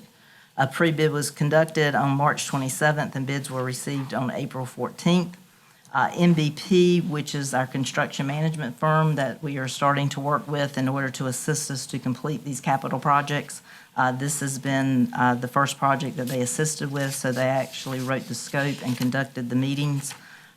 They reviewed the bids and recommend awarding a construction contract in the amount of $327,706 to Coastline Electrical Construction. Coastline Electrical Construction you may be familiar with. They are based out of Greenville, and they have successfully completed electrical work for Beaufort County previously, most recently a project located in the courthouse. However, the bid price does exceed funds that were previously allocated, and additional project costs are still anticipated due to needing modifying the existing electrical service by the utility provider. Currently, $106,500 is available in this particular line item. A budget amendment is attached which transfers available excess facilities capital project fund budget funds from other projects that were completed for less than the budgeted amounts and from the line items for anticipated increased construction costs. So if you go to the not second page, so you'll see your agenda abstract, then you have the recommendation to award from MVP. And then on page 301 is the budget amendment request. So you'll see there are quite a few line items. So again, this is funds or projects that have been completed and where there were excess funds. We're now moving those excess funds in order to help cover the overage for the DSS generator. So the DSS generator, that project and that budget was done quite a few years ago. So there have been substantial increase in costs for generators as well as automatic transfer switches. And that project is one of the ones that I knew at the time that we created the capital project's 15% inflation. We knew at that time that this project would come in over budget. The load on the DSS building was a little larger than initially thought, and in order to make sure that the generator is large enough to provide what's needed during a full power outage, that's what we're looking at, is the 200 kW. So again, no additional funds from fund balance are required. It's just moving the funds within the capital projects. Those funds that you're requesting, that was left over from previous completed jobs. Yes, sir. Done good. There wasn't no change orders. Not yet. They're finished. She said she said they're finished. These are finished. And I mean, the courthouse annex window replacement, all of these things that you've seen that have been done, the economic development window replacement. The administration roof, the new roof that was put on the administration building. We've purchased 2 boilers for the courthouse. The emergency services building has also received a new roof. The public elevator was repaired. So again, there have been savings in some of the projects that have been completed. So move. Second. Okay, got a motion, a second. Other questions? All right, all those in favor of the, I guess it's, can we do both of them? Okay, I thought we, okay, all in one, all right. Everyone in favor, raise your right hand. Okay, now you go into the solid waste. Yes, and this is regarding the mega site, and I'll let Wes actually present this, you know, the details of it.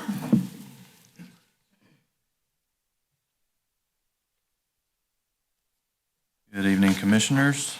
Good evening. Coming before you tonight, request for some additional funding for the mega site design process. As the design and procurement phases have been progressing, we have had some additional costs been identified.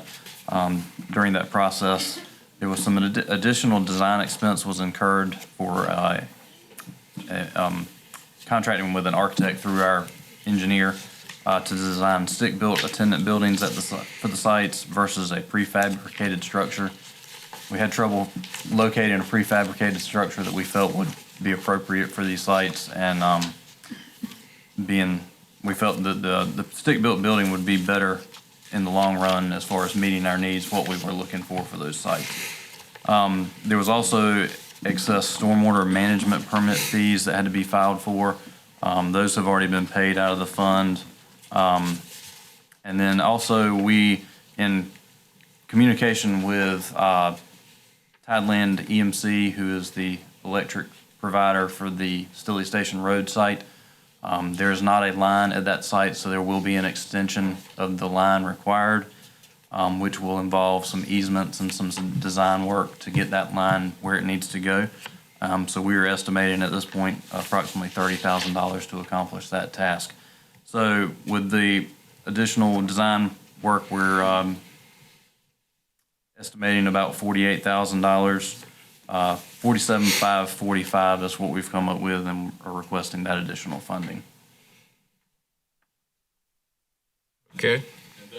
That's just for the design. You mentioned a lot of things. That's not rolled into the $48,000, roughly $48,000. The three items I mentioned, the All of design, the additional design work of the architect, the stormwater management fees, which I said have already been paid, but they came out of. You want to take it out, fund, yes. Transfer. and then the estimate of the $30,000 for the electrical line Okay, extension. Okay, thanks. Anybody else? Motion to approve.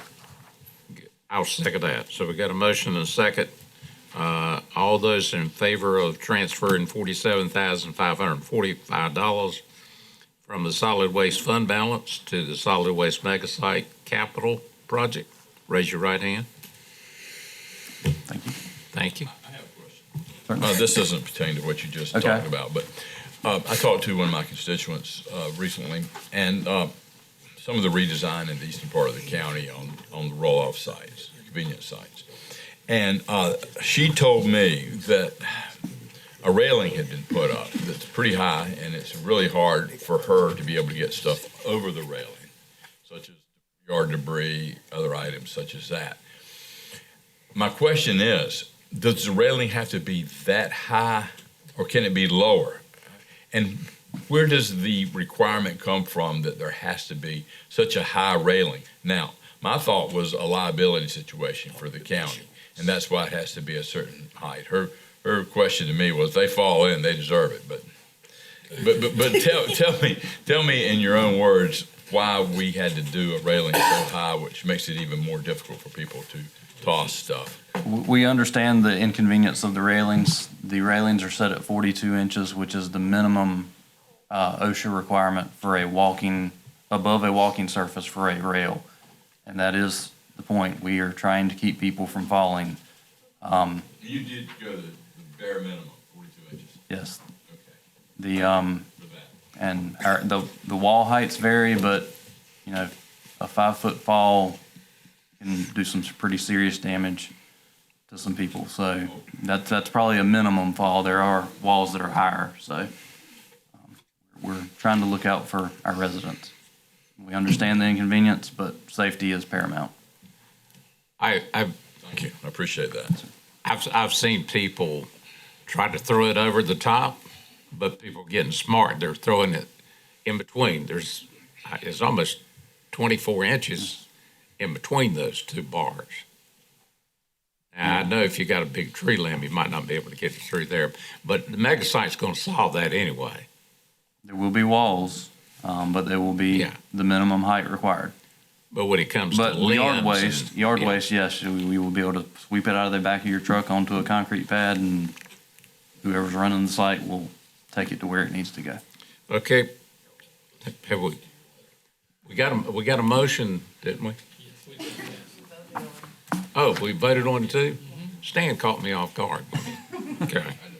All right, let's go to the next item, the abandoned manufactured homes ordinance development. Yes, sir, and this is a follow-up to the workshop that we held a few weeks ago. On March 23rd, we went through the abandoned manufactured homes ordinance in great detail. Went back, we made some revisions, and then also the county attorney reviewed the plans, and in error, did not get the county attorney's final review in the book for you to look at. That is what has been passed out to you tonight. So that's the copies that you have.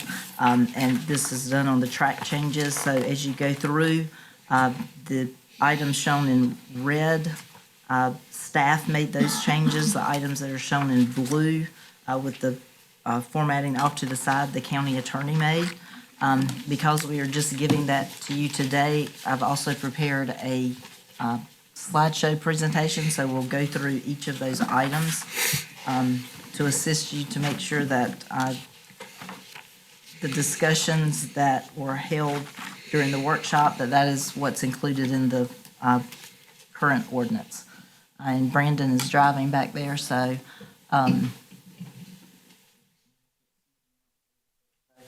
proposed changes, the revised copy with additional markups by the county attorney.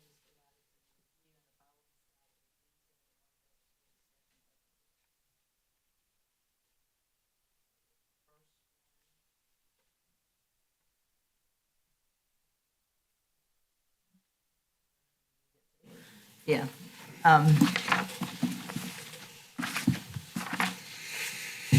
Is a definition, it's a simple one on page 3, just where she removed the formatting of A, so it just reads the following words and terms. There we go.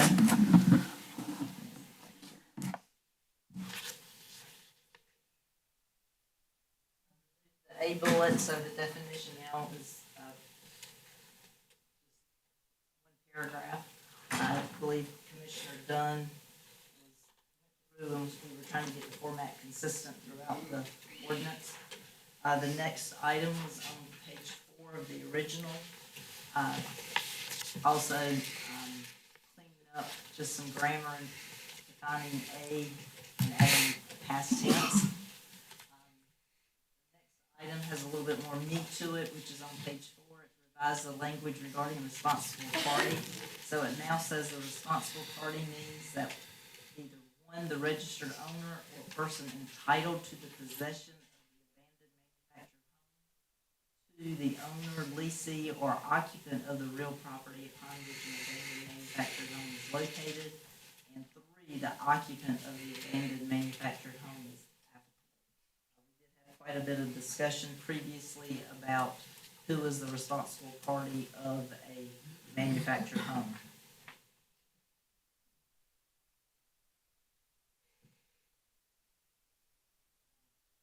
Going back to the responsible party,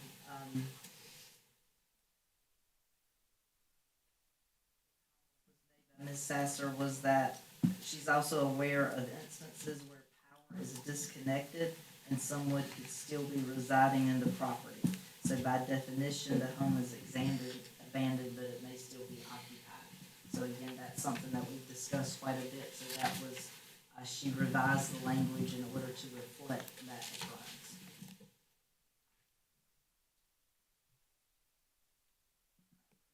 item would be on page 4 under the administration.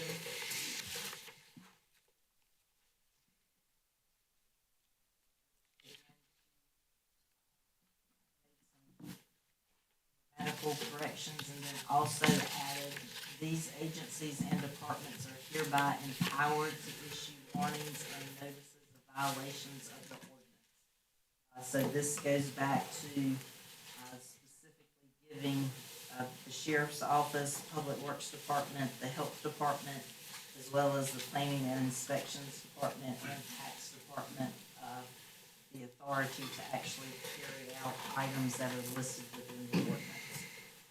I have a question. Yes, sir. Do we define a lead department in this? Is there a lead department? There is not a lead department. Do we need a lead department? I will let the county attorney speak to that. So that was a question that we got together, met to discuss the ordinance, how that would be enforced, who would be responsible for which parts, what the appeal process would look like, and ultimately feel like that is a board decision and directive that needs to be made. My opinion is that there are a lot of departments listed here and a lot of people who could turn and say, well, I don't know that that's my responsibility, or I don't know that that's my responsibility. So to second kind of your thoughts on that, I do think that having some department that is responsible for the enforcement is important to narrow that down, because this lists out about 4 or 5 departments. Well, then, could we say that a complainant could file with any of the listed agencies, but the ultimate enforcement would be whoever we want? At a minimum, as it stands right now, the way that it's written, your solid waste division, and because we left the criminal repercussions in there, your sheriff's department would also need to be able to have the authority. Your administration would be involved by way of the appeal process, because any appeals are made to the county manager's office. Should you all decide to leave it that way, that's one of the comments that I made, is that all appeals are heard by the county manager prior to coming, if it is then appealed again to the board. So that's a decision that needs to be made by you all, what you want that process to look like. I don't know that the health department needs to be able to issue citations, but one of the qualifications and one of the definitions is that if it's been deemed uninhabitable by the health department, but they don't need to have the ability to issue citations, in my opinion. Well, okay, since you brought that up, what departments could declare the unit to be uninhabitable? The way that it's written, any of these departments can go out and make an inspection of the property, determine whether it meets the definition of being abandoned, and then if it's deemed abandoned, can issue a notice of violation or warning letter, and then it goes through the process, and you'll see the process later on in the ordinance. So any citizen could pick one of these departments, make a complaint, and that department would be obligated to do at least the initial enforcement or inspections, and after that, the ordinance would take over. Okay. Correct. Okay, but then you come to the issue back to a ultimate department that's responsible for enforcement. So I'd like Christina to do that. I'm not sure that Christina has the skill set nor the authority to do all of that. And while right now, the solid waste department is doing a lot of that, I would say that the sheriff's office as well as the health department, make calls to us if somebody does call. It depends on what the complaint is about.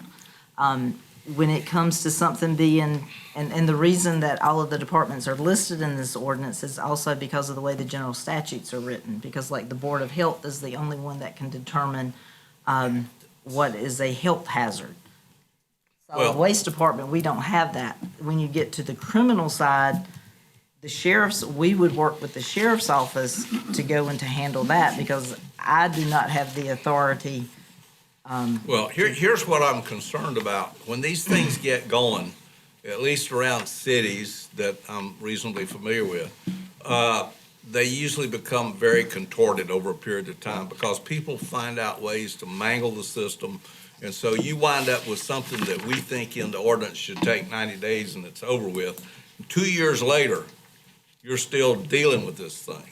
So, you know, that's when you get into enforcement. Who are we going to be looking at?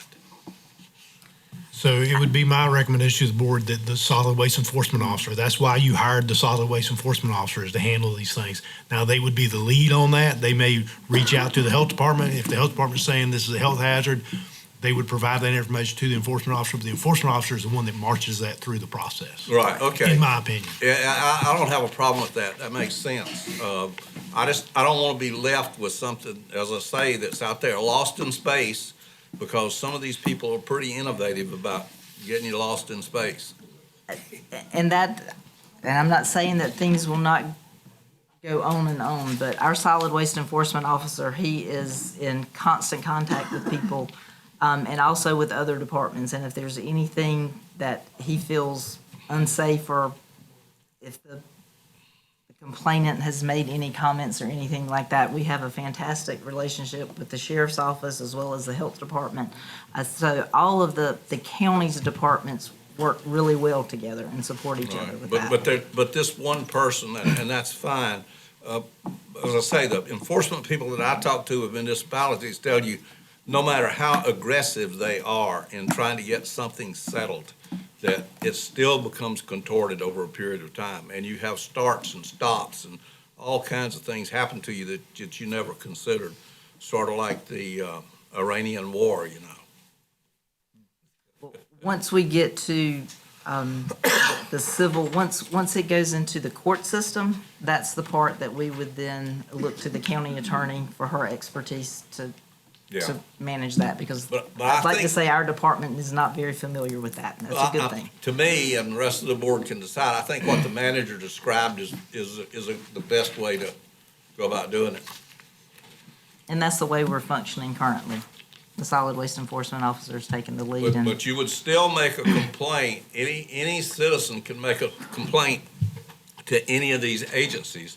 They would do their thing and forward it to the enforcement officer. Is that what we're talking about? And I think that's happening now. I mean, Okay. we receive telephone calls from people like that.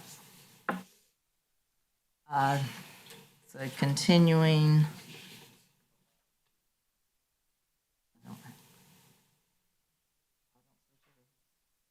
Brandon will switch it.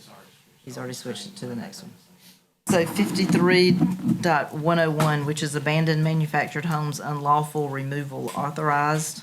So item B was deleted, and then item C was reformatted to item B.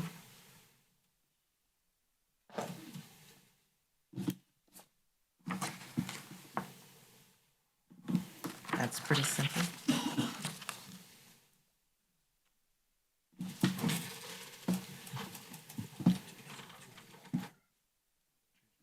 Okay. Christina, Yes, sir. we all have this. Can't we just You follow? can, absolutely. Can't we just follow this paper document Yes.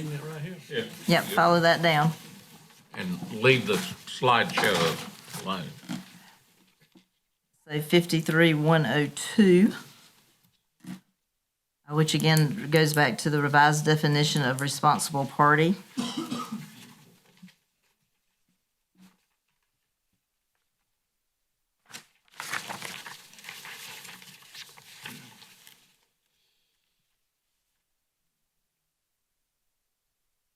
And also clarifies calendar days is what's referenced throughout so that it's consistent.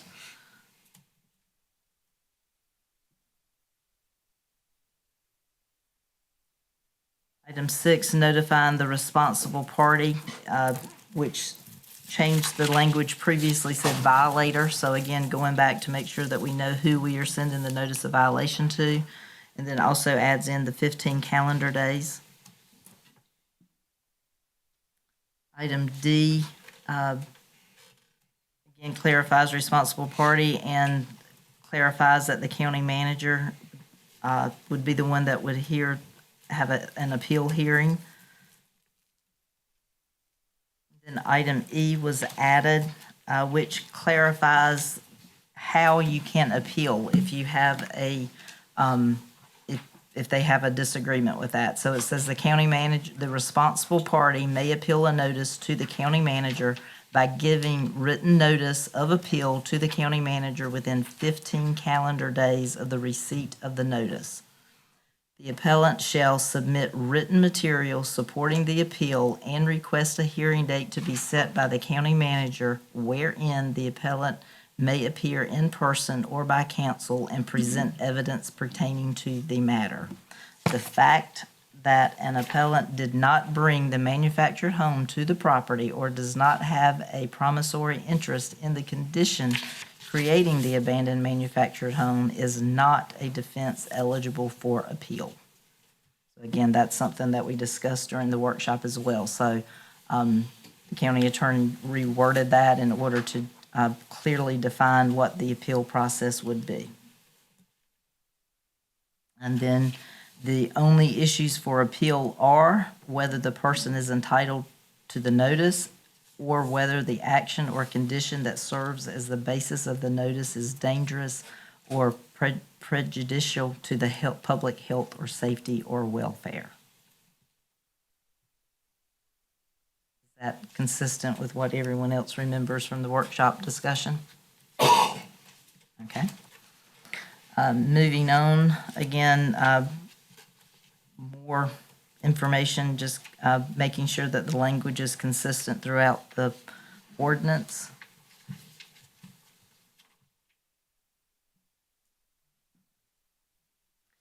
Then it goes on to say that the county manager shall, within 15 calendar days of the date of the hearing or date of the written appeal, if the hearing is not requested, issue an order either canceling the notice or directing the appellant or other responsible party to remove, abate, or remedy the abandoned manufactured home.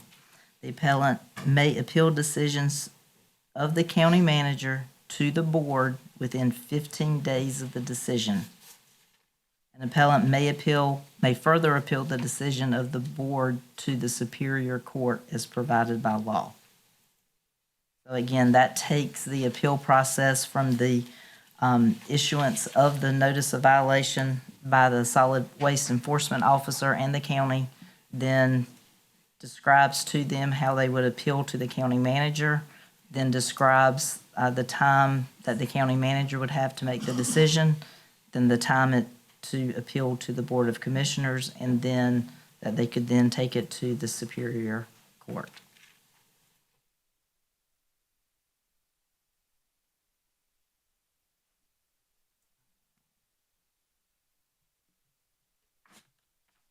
Then if you go to the enforcement section, which is 53.200, you'll see also some changes that were made to this. Yes, sir. Could you get rid of that extra apostrophe S on that first paragraph? I won't ask you to bring it back. Which first paragraph? Enforcement? The one that says Beaufort County's Sheriff's Office. Yes.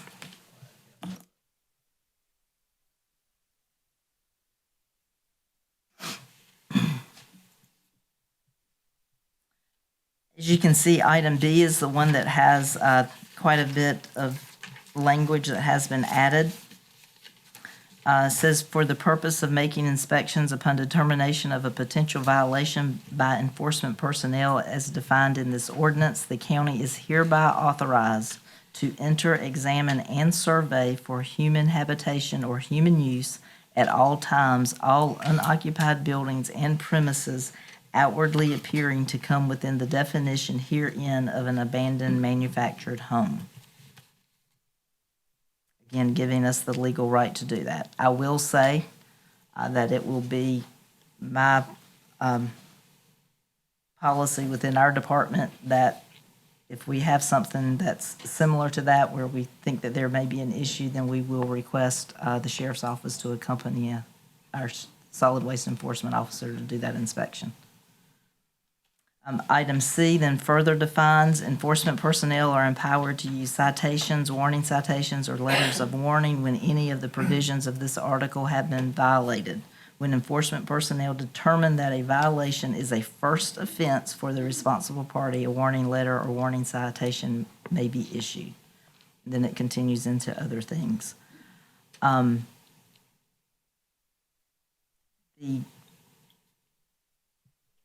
county has the authority to do that, so I believe some of the other things were removed that kind of duplicated that. Any other questions about that? I think that, is there anything in there about the signage that needs to go on the abandoned trailer itself? I mean, how will it, I mean, we won't lock it, will we, or, but we need to probably put something there about some official sign that it's been, condemned, yeah. The health I'll department? answer that, yep. And so by this ordinance, notice is required to go to the landowner, to the owner of the manufactured home by doing a bin search, completing that bin search, and then occupant, if any, if you have someone that's squatting in the residence or otherwise using it. And that notice is to be by letter. So that's a notice of violation letter that is served essentially on any of those parties defined as a responsible party. If you cannot determine who that responsible party is, then the ordinance goes on to state that the property can then be posted, providing for the notice of violation at that point. But there are several people who have manufactured homes on real property that those are two different people. So just posting the property would likely not be enough. We need to make sure to comply with due process rights and provide notice to anyone who could potentially be a responsible party.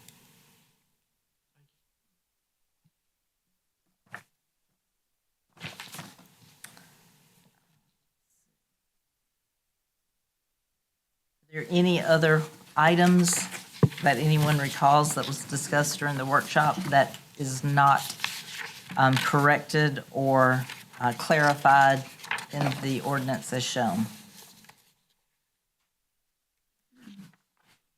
Again, this is not a clean copy because there's still a few things that need to be done and to make sure tenses are correct, and again, the grammar is correct, and apostrophe S's have been removed where they are not needed. So we would bring this back, a clean copy, for next month to be included within your agenda.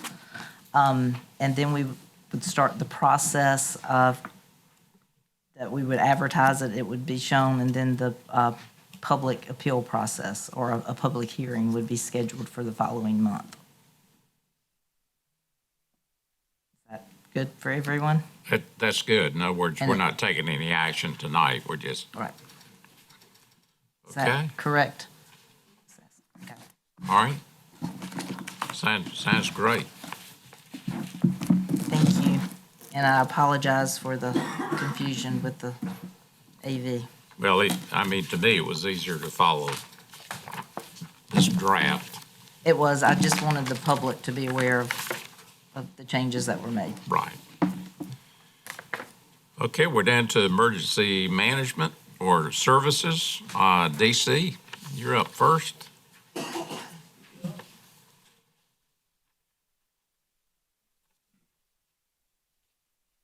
Chairman, Commissioners, good evening. I know this looks a little different for emergency services coming up for a generator. So a little backstory on this. This is a project that's been going on for a few years now, and we just found out that it's picked up through a Centric model, which is a hazard mitigation model. And all the hazard mitigation funds run through EM. So on April 25th, Beaufort County received a notice of a MOA from North Carolina's Department of Public Safety for disaster recovery funding totaling $186,800 to provide a standby generator power at Beaufort County's Waters Hunters Bridge Booster Pump Station located at 38 North Boyd Road. This project allows for the installation of a new 150 kilowatt generator and an automatic transfer switch. The new generator will be installed similarly to the generators at other sites on a concrete pad adjacent to the existing building and integrated with the existing controls. The installation will increase resiliency of the water system, allowing this facility to provide uninterrupted service during and after severe weather events. The awarded grant is funding using both federal and state funds, with the federal share being $168,120 and the state share being $18,680. Like I said before, this is being a disaster recovery grant. This model fulfills all procurement, engineering, construction, and financials, utilizing NCEM staff and state-approved contractors with limited requirements of county staff. Upon the execution of our MOA, the state will begin a formal bid process for this project. If it's determined that the funds awarded are not sufficient to complete the project, NCEM will pursue the necessary steps to secure additional federal or state funding as needed. The Office of Emergency Services respectfully requests your approval to accept the attached MOA from North Carolina Department of Public Safety for disaster recovery funds totaling $186,800. In addition, also our office requests your approval to designate Beaufort County's Emergency Service Director Chris Newkirk as the primary agent and Emergency Manager David Linton as the secondary agent for all communications between NCDPS, FEMA, and Beaufort County related to these awarded funds. You've heard the recommendation. Is there a motion to approve? Second. Got a motion and a second. Any questions of DC? Okay. All those in favor of the recommendation, raise your right hand. Thank you. All right. Chris, you're going to do the EMS week proclamation? Yes, sir. Yes, sir. So thank you, Mr. Chairman, Commissioners. So every year, typically the third week of May, the American College of Emergency Physicians, as well as the National Association of EMTs, designates a week of EMS week and gives recognition to EMS providers. And we thought that this would be a great opportunity as a county to take that formal proclamation and identifying next week, May 17th, to be EMS week. So with that, I'd like to read this proclamation, and then I'll ask for your approval of it as read. It says to designate the week of May 17th through the 23rd, 2026, as Emergency Medical Services Week. Whereas emergency medical services is a vital public service, and whereas the members of emergency medical services teams are ready to provide life-saving care to those in need 24 hours a day and 7 days a week. And whereas accessible to quality emergency care dramatically improves the survival and recovery rates of those who experience sudden illness or injury.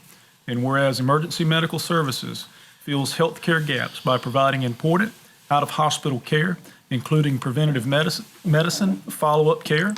And whereas the emergency medical services system consists of first responders, emergency medical technicians, paramedics, emergency medical dispatchers, firefighters, police officers, educators, administrators, pre-hospital nurses, emergency physicians, trained members of the public, and out-of-hospital medical care staff providers. And whereas the members of emergency medical services teams, whether career or volunteer, engage in thousands of hours of specialized training and continuing education to enhance their life-saving skills. And whereas it's appropriate to recognize the value and accomplishments of emergency medical services providers by designating the Emergency Medical Services Week.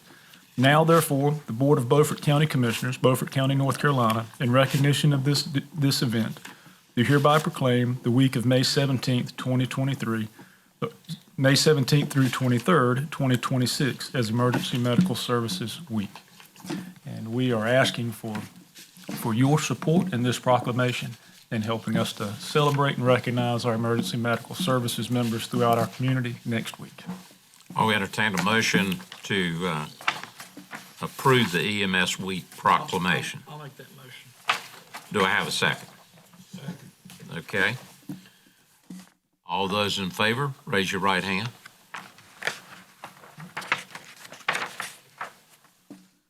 All right. Thank you, Chris. Thank you, Commissioners. Okay, we're down to the Sheriff's Office.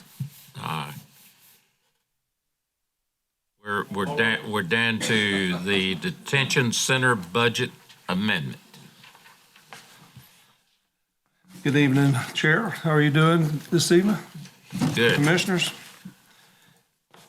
we are here to present a budget amendment request based on the detention center's unpredictability of changing cost due to increase of averaging of inmates from the initial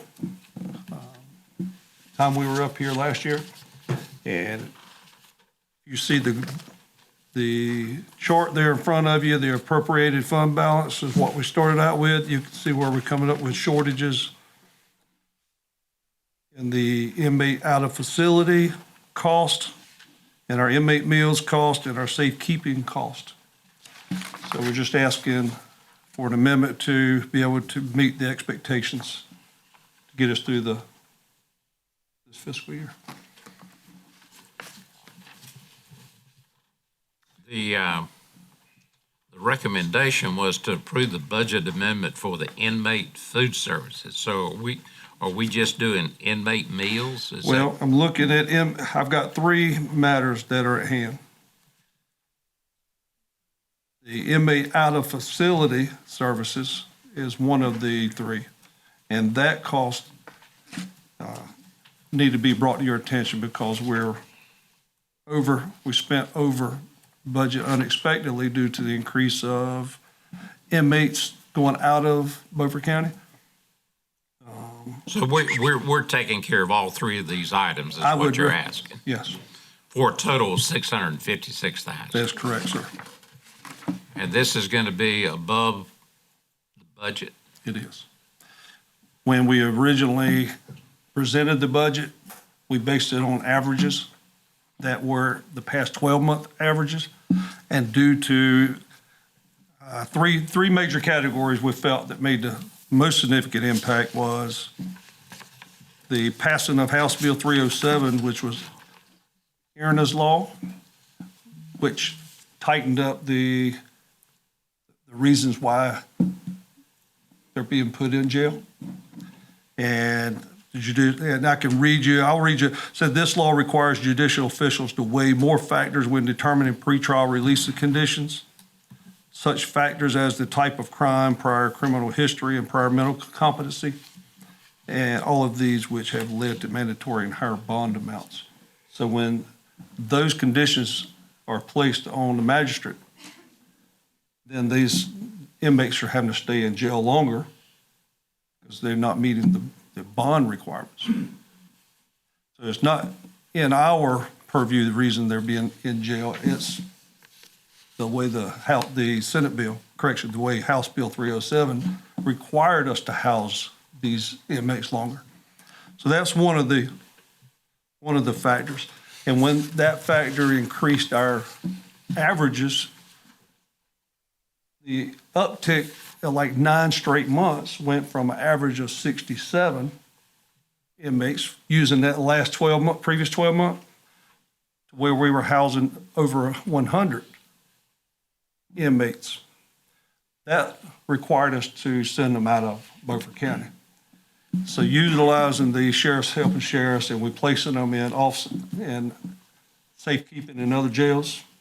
We use Lenore, Pamlico, Edgecombe, Central Prison. When we're out safekeeping them, there's also a cost associated with that housing. Even when we have our max beds here at 85 beds, and then we're exceeding that, even tonight, we're sitting at 95. So when we're housing greater than what we're allotted, that cost goes into their medical. We go into medical, we go into feeding. So all the averages increase cause the total amount.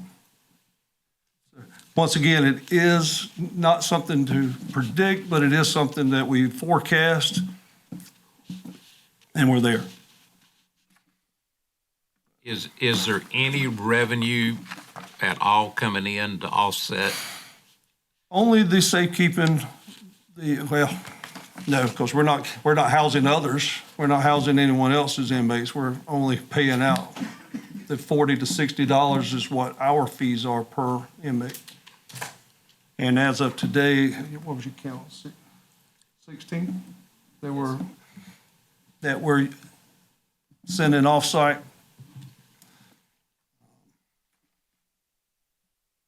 And I'll try to explain anything further, but yes, it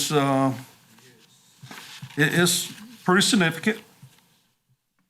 But we can we can show you the case-by-case or date-by-date increase of inmates. Costing $1,000 a day. You're saying 16. That's correct, sir.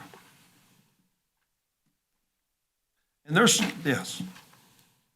Sheriff, you might want to explain to them what Irina's Law is so they'll know. Chief, you get here and just go with you. So Irina's Law was as a result of the Charlotte case where the female was riding on the subway and was stabbed. And after that, because of that guy's criminal history and why he was out on the road or on the street when he shouldn't have been, the legislatures have come together and say, hey, we've got to do something about this. And this is part of it. When a person is arrested and they're carried in front of a magistrate, the magistrate has to determine their prior criminal history, which they do anyway, but all this law did was strengthen the tools they use and put requirements on magistrates for pretrial release. It also put requirements on all judicial officials when they go to court.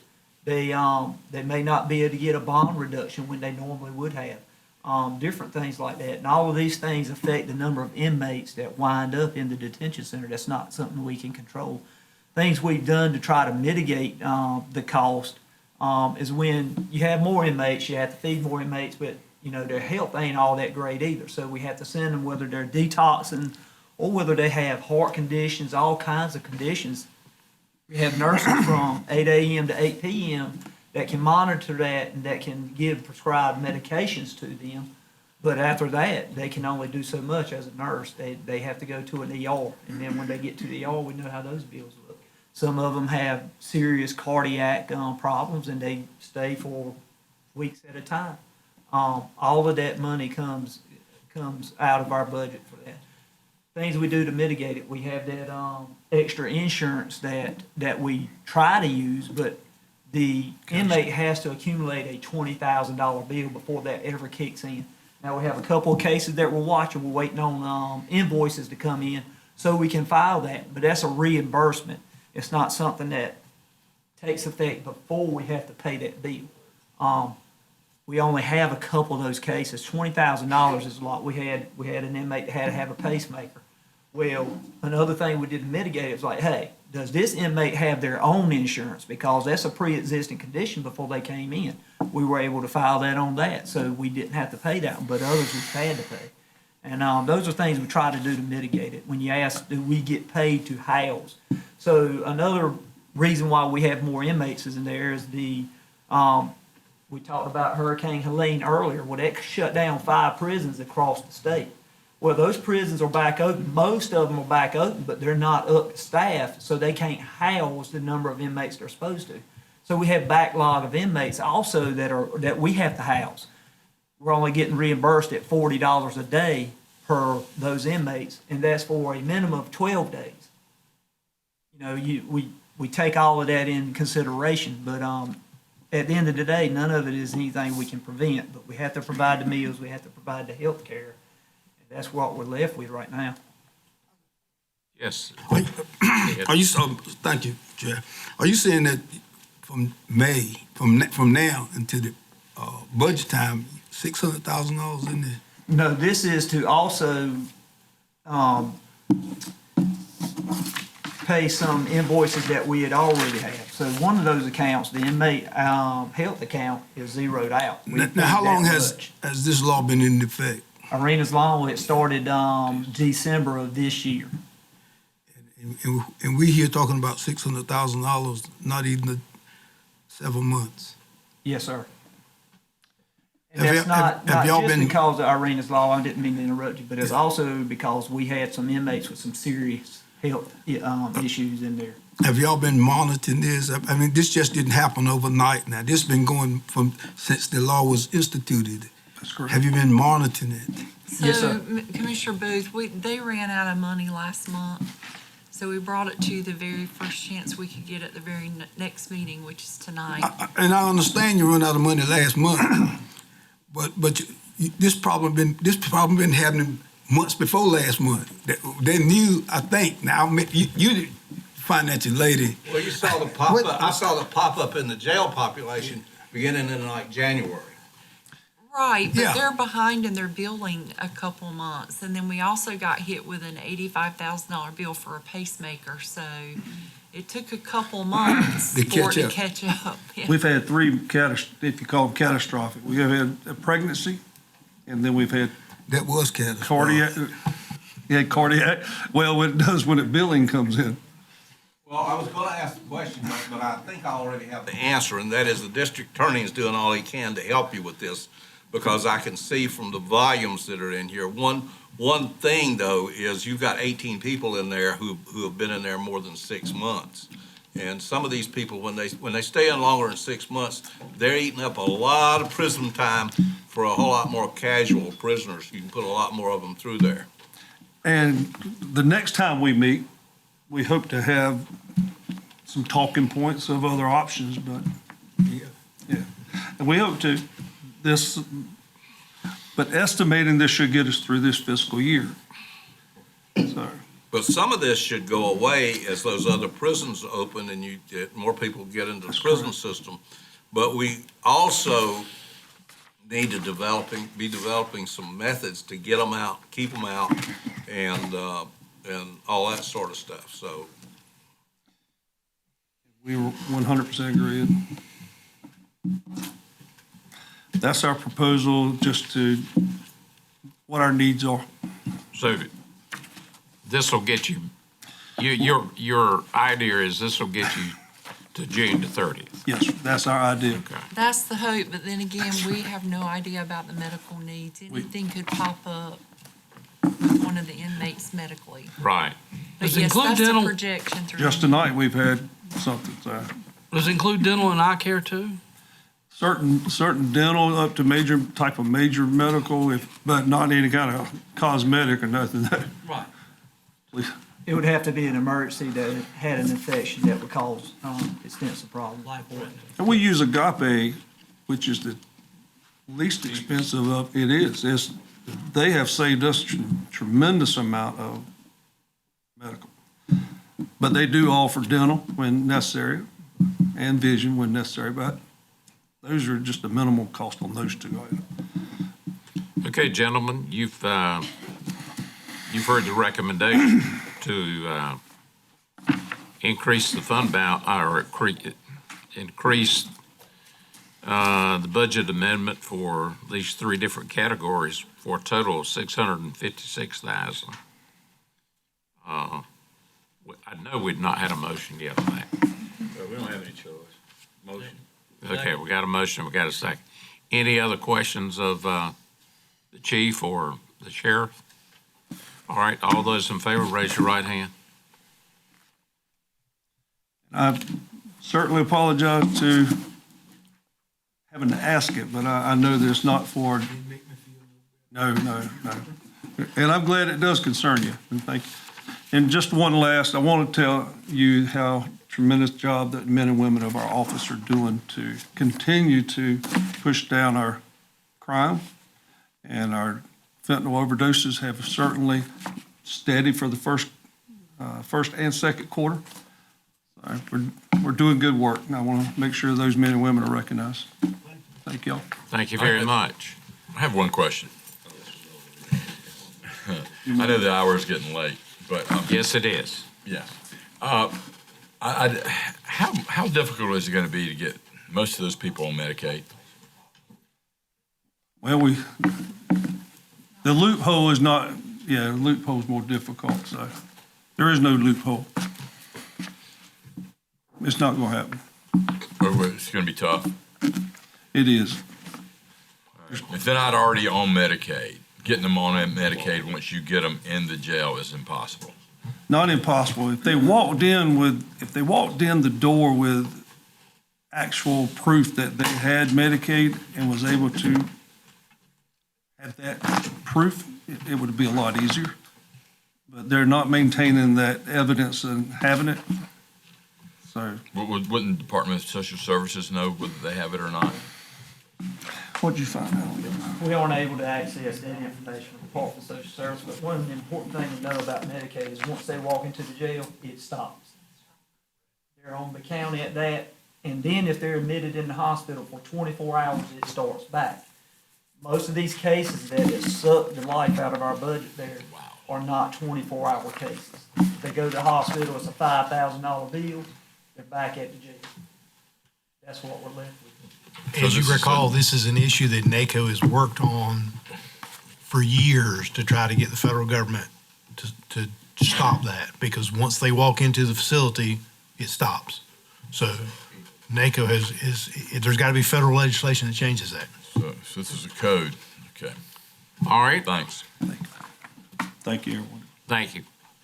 Victoria?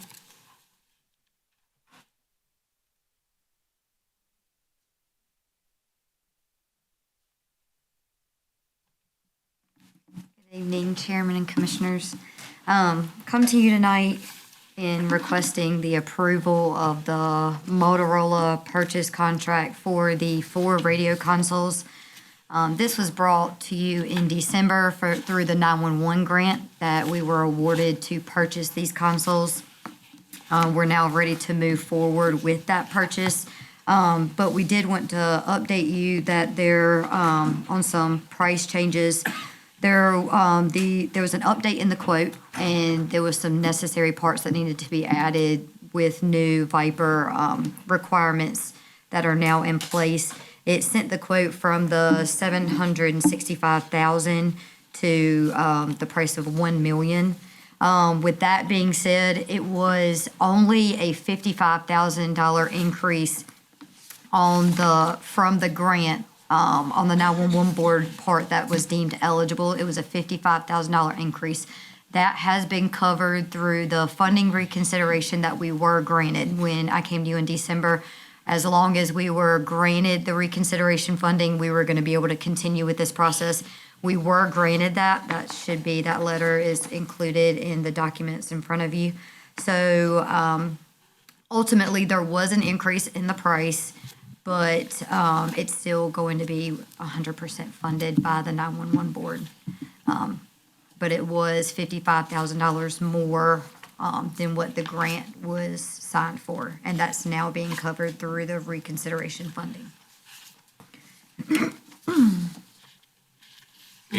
Any questions? I'll just add, Victoria, you might want to add also that there was still a small gap, but Motorola reduced the contract price by $187,377 to come down, to bring the contract down so that we would not have to put forward any money. The county would not have to submit or contribute any more funding. Yes, so. Motion to approve. Okay, we've got a motion to approve, and we have a second now. Any questions? All those in favor of the motion, raise your right hand. Thank you very much. Okay, Anita, you're next. Okay, thank you, Mr. Chairman. This is reimbursement number 17 for Washington Elementary School on page 385. WIMCO has submitted an invoice in the amount of $3,252,190.90. The grant share of this invoice will be the $2,626,794.61. The county share that will come out of the $10 million match that we've already transferred is the $625,396.29. If you turn to page 389, you'll see at the top part there, the WIMCO contract. There are still no change orders. The original contract of $43,120,100 is still at that same number. There have been additional change orders for the playground equipment that was approved tonight at the bottom in the amount of $614,792.95. And then, if I understood Superintendent Doan, he'll be coming back to you later and requesting some additional funding for the furniture that you see just above that. But that has not been approved yet. So all in all, if we look at our budget where it stands now, if you will turn to page 411,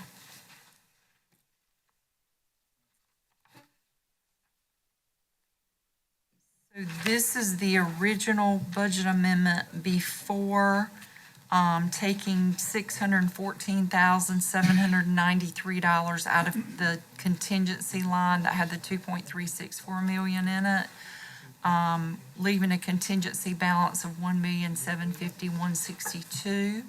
All other line items there remain the same. Okay.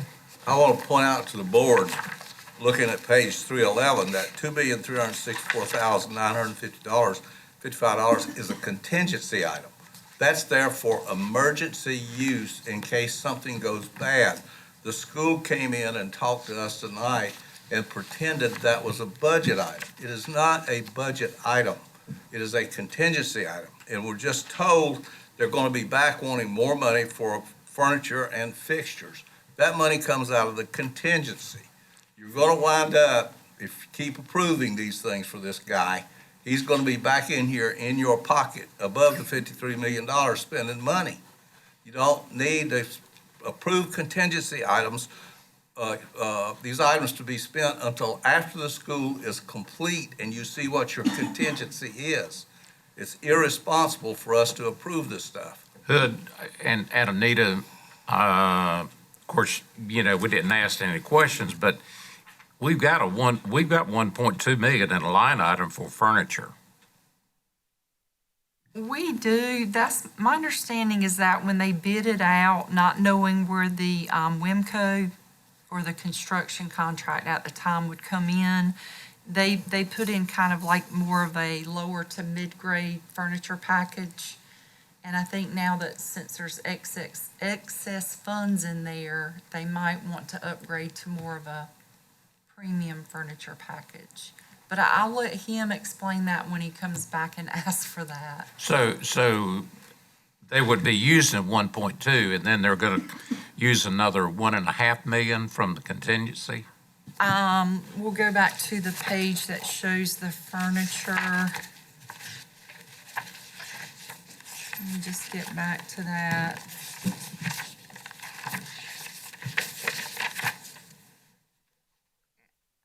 If I'm understanding it right, I believe they'll be requesting an additional $799,510 above the 1.2 million that's already budgeted for furniture when he comes back. I got you. The school board has lost control of the budget contract, folks, because if they ask for another 700 million and you just spent 700 million, that's 1.4 million. They've only got about $900,000 for contingency. I'm telling you, I've been involved in this school building thing. I've been here for 30 years. You're going to be digging into your pocket and the taxpayers' pockets because of mismanagement. And the mismanagement is you don't spend the contingency until the project is complete. Then you decide what you're going to do with the contingency. The project is nowhere near close enough to being complete to allow these people to dig into contingency. As far as the construction contract, if you look on page 390, with the payments from, payment requests from WIMCO that have been approved by Height, they're showing that the contract or the school is 77% complete at this point. So just to give you all the numbers so you'll have full information. Okay, we need a motion. Okay, the motion is to pay the vendors $3,252,000. I want to make another comment on this contingency thing as a part of the comments on appropriating this money. Most of these guys, when they're finishing up these projects, they hold these overages in their pocket until the project is complete. Then you have no choice but to pay it because you can't make changes in the project at that point in time. And what I'm saying to this board is you're being taken again.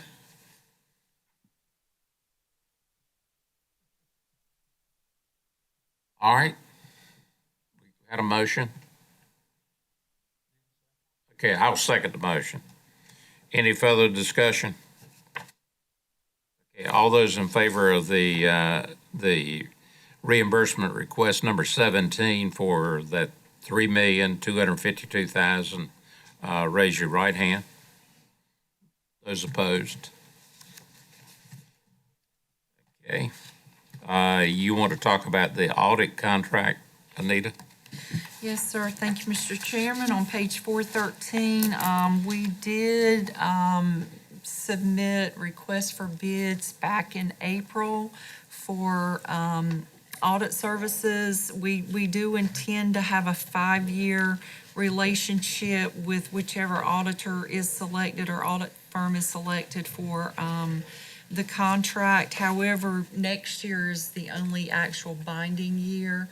And then you can see that we had 2 responses, Thompson, Price, Scott, and Adams CPAs, which has conducted our audit for the last 6 years. They submitted a proposal at a cost of $61,500. The other submitting firm was Malden and Jenkins CPAs out of Raleigh.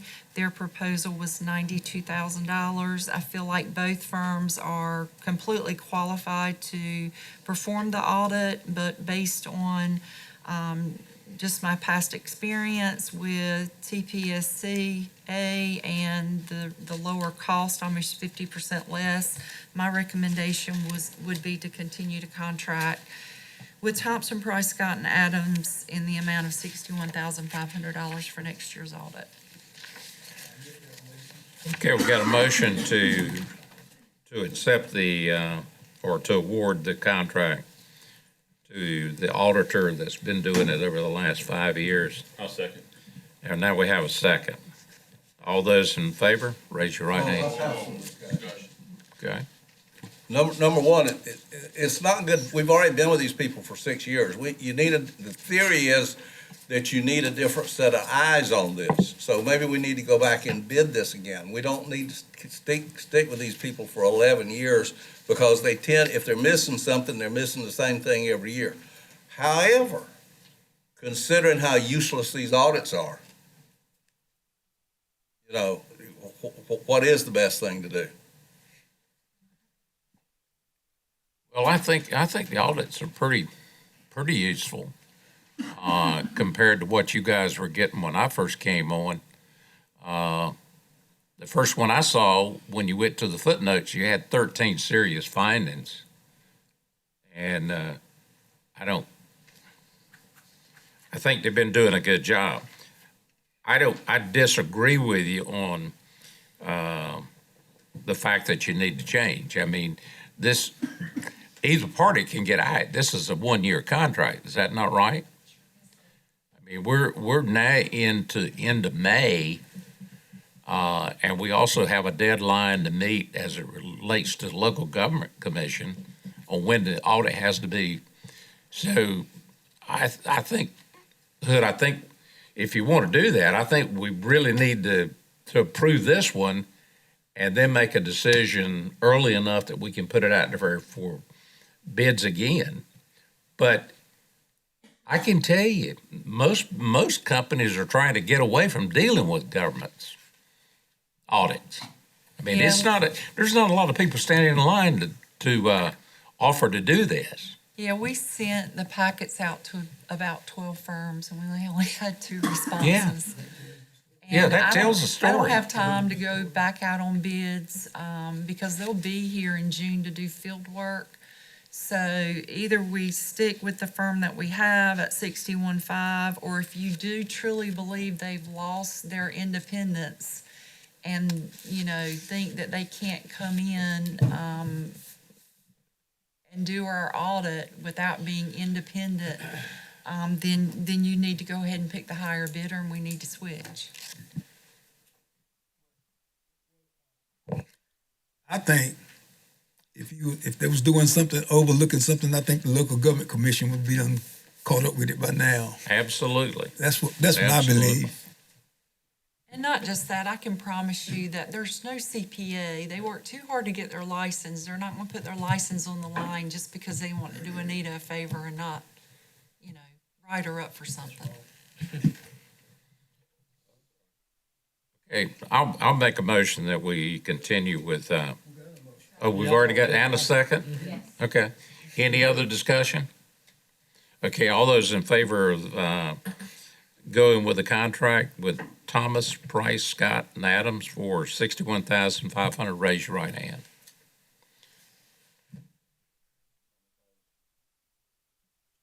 Didn't ask. You have to ask. I was getting ready Doesn't matter to. whether you ask or not. I was getting ready. I was confused. All right.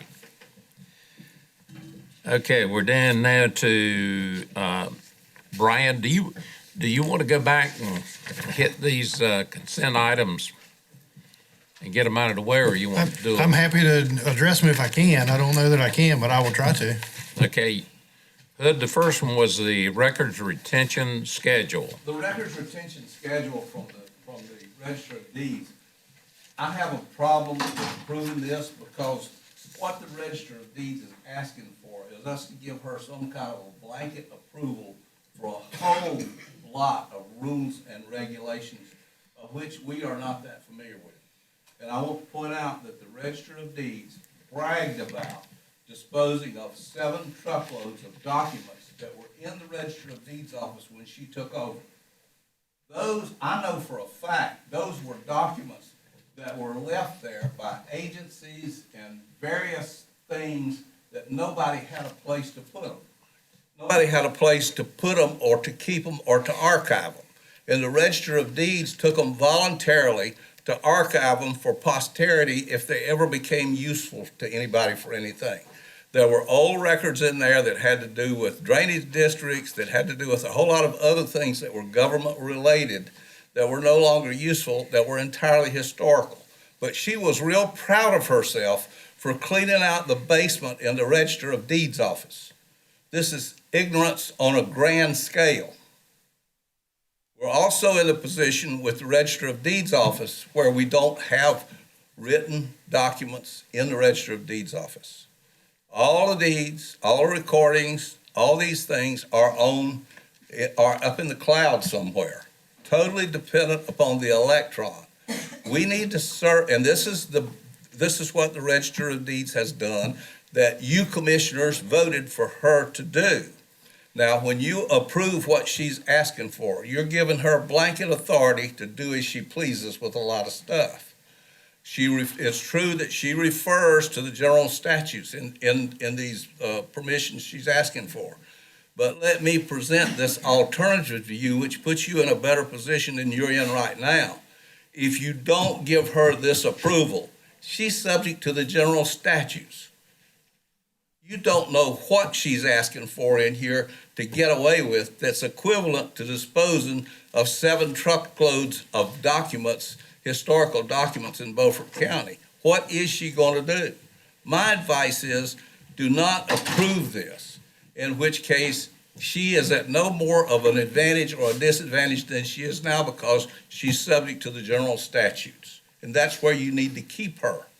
You do not need to be given this kind of authority to somebody who's already acted as irresponsibly as she has acted. So I move that we not approve the request from the Register of Deeds. Brian, have you got your? I'm happy to address the item if you'd like me to. Okay. So the records retention schedules are determined by the Department of Natural and Cultural Resources Division of Archives and Records. They are the ones who set those schedules. Occasionally, they update those schedules. This is an instance of that. They have updated the schedules related to Register of Deeds offices. And in the note, you'll see, according to GS 121-5 and GS 132-8, state and local governments cannot destroy public records without the consent of the Department of Natural and Cultural Resources, and they are required to follow those archive schedules. That's what this is. They've issued a new archive schedule, and she's asking that because it has to be adopted by the board in order for her to follow that. So that's what she's asking for. Okay. And just to add to that, these were taken directly off of DNCR's website. She's not creating them, she's not adding or subtracting anything. It came directly from that department. Okay. All right, I'll entertain a motion to. Well, you got a motion, need a second. Second. Okay, your motion. Yeah. How about stating that again, Hood? My motion is that we not approve the request by the Register of Deeds. Okay, I got you. All right, all those in favor of that motion, raise your right hand. Those opposed? Okay, entertain a motion. Motion to approve. Second. Got a motion and a second. All those in favor, raise your right hand. All those opposed? All right, you want to go to item number 7, Hood, the Beaufort County Community I approved. College. I pulled the appointment for Dr. Staten for the community college simply so I could vote against her. Because the community college is doing a very poor job on some issues and some items out there, mostly involving homosexuality and some of the very liberal programs that they have. And we expect people of that board to stand up and take a correct position. That is not the place for high school students to be exposed to this kind of behavior and to have this kind of a club advertised on monitors in the college, with the college providing room, space, and a counselor. And I move that we not approve Dr. Staten simply because she has not taken a firm stand against a lot of the I want to say immoral, because the public is turning on that, but on a lot of the behaviors that go on at the college. It's not that I'm opposed to those behaviors necessarily, but it's because the community college is not the place to propagate the kind of behavior that they're propagating. Is there a second?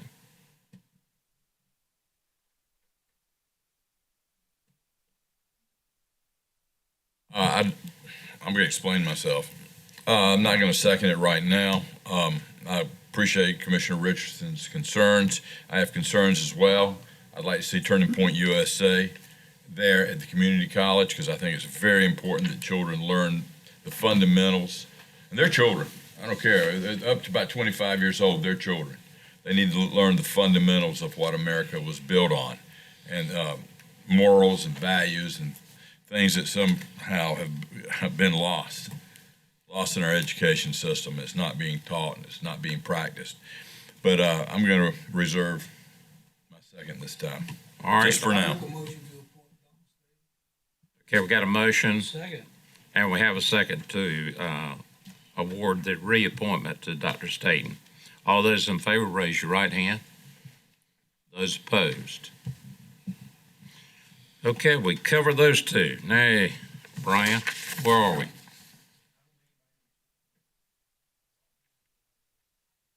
Okay. All those in favor of Dr. Laura Stanton, raise your hand. Hold. Oh, I'm sorry, I voted against it. Yeah, you're right. Thank you, Clark. Stan, you had your hand up? Yeah. Okay, and Stan? What's the vote? 5-2. 5-2. Oh, I thought it was 5-1. How about you voted? Did you vote against it? 5-2. I know I voted. Okay. Yeah. I'm just asking you. Good, that's all we need to know. Okay, everybody's good. There's nothing like that good firm stance that people take. Everybody. That's what I voted. All right, Brian? Thank you, Mr. Chairman. Page 414 is the modification, the request to modify the airport grant agreement for the additional de-annex property. So the short piece of this is, back in 2011, when the board broke from the airport, because it used to be a joint venture, the county got out of the business, gave it to the city, and said, we're not in the airport business anymore. At that time, you made an agreement with the city that the county maintained a base level of funding out there. Anything above that base level of funding would go to the city as a risk-reward kind of thing. Once those tax revenues achieved $100,000, you would come back together and decide how that split would be after $100,000. You'll see in the agenda on August the 4th of 25, we brought that to you because the city was anticipating at that time that they would be over $100,000 inside the fence, because that's the way it was originally talked about. The original agreement was inside the original fence. At that time, the board said anything above $100,000, y'all agreed to it, the city agreed to it, anything above $100,000, you would split 50-50. You now know that the city is attempting to de-annex additional property around the airport or part of the airport in an effort to extend that same economic development incentive to airplanes that are going to locate there.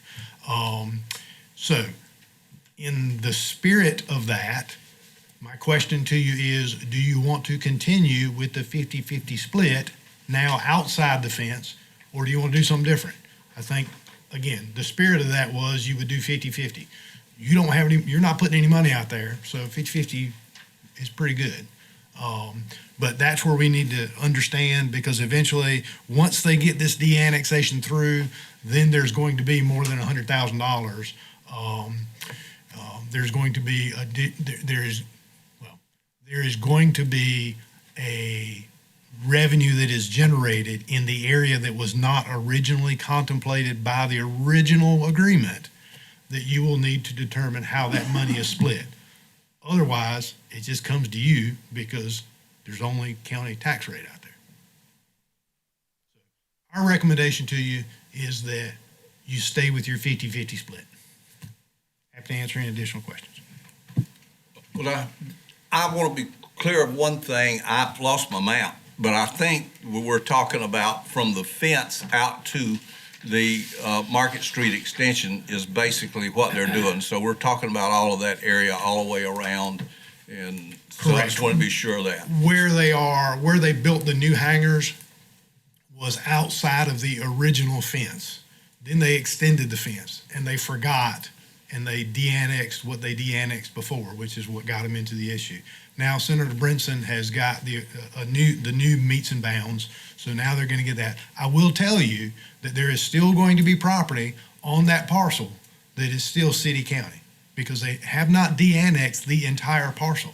There's still area that's up on the northwest side of that parcel that is still going to be city county. It's going to drive our tax administrator crazy, tax assessor crazy, but that's where it is. So, but this is an effort to de-annex the area that is currently from the old existing fence out to Market Street Extension and essentially take in all that. Now, this would not impact, I don't think this would have anything to do with the new skills, the new STEM center building they're building out there, because that, I believe, is owned by the city, so its tax is empty anyway. This would cover aircraft or hangars that are being built by private individuals that would be taxed. Well, I'm willing to do the 50-50 split. I don't have a problem with that, because that was the original intention of the agreement. And I did figure out when I saw the map of the so-called fence survey how that happened. And it happened because the manager of the city and the manager of the county were supposed to take care of that, and they didn't bring it back to the commissioners. They just decided something on their own without coming back to the legislative authority for approval. Wait a minute, with what? The famous fence survey that left out the area that's being annexed now, the manager of the county and the manager of the city got together and made that decision. It was supposed to come back to the commissioners, because once again, I may be 86 years old, but my brain still works. I recall what the agreement was, and they didn't follow the agreement. Yeah, and my understanding in having conversation with them was that they knew that was an issue, that they simply had an as-built of the fence line, and they said, let's use that. So they knew it would be an issue. It was brought to them and said, in fact, because I think our GIS guy said to the planner, the city planner at the time, you didn't de-annex the whole place. And he goes, yeah, we know, but it won't be an issue. But now we're dealing with that issue. Well, we had bureaucrats making decisions without the oversight of elected officials. And that's why this is coming back to you. That's right. I'll say something. Go ahead. And I'm okay with going 50-50 because that was the original agreement. However, I was never in favor of getting rid of our part of the airport. And there's been some talk at the city, since they've got so many problems over there, that it might not be a bad idea for the county to take that over, not to share, but to take over the entire airport. I'm very happy with it. I wouldn't take it back. You wouldn't take it back? Well, because I think it's gonna be a huge incubator for economic development. Well, let them have it. We're getting half the taxes off of it. Yeah, but we could maybe affect some really big changes out there. Okay. Somebody want to make a motion? I move that we do a 50-50 split as suggested by the manager. Okay, we got a motion and a second. Any other discussion? Okay, all those in favor of the expansion, applying to the 50-50 revenue sharing agreement, raise your right hand.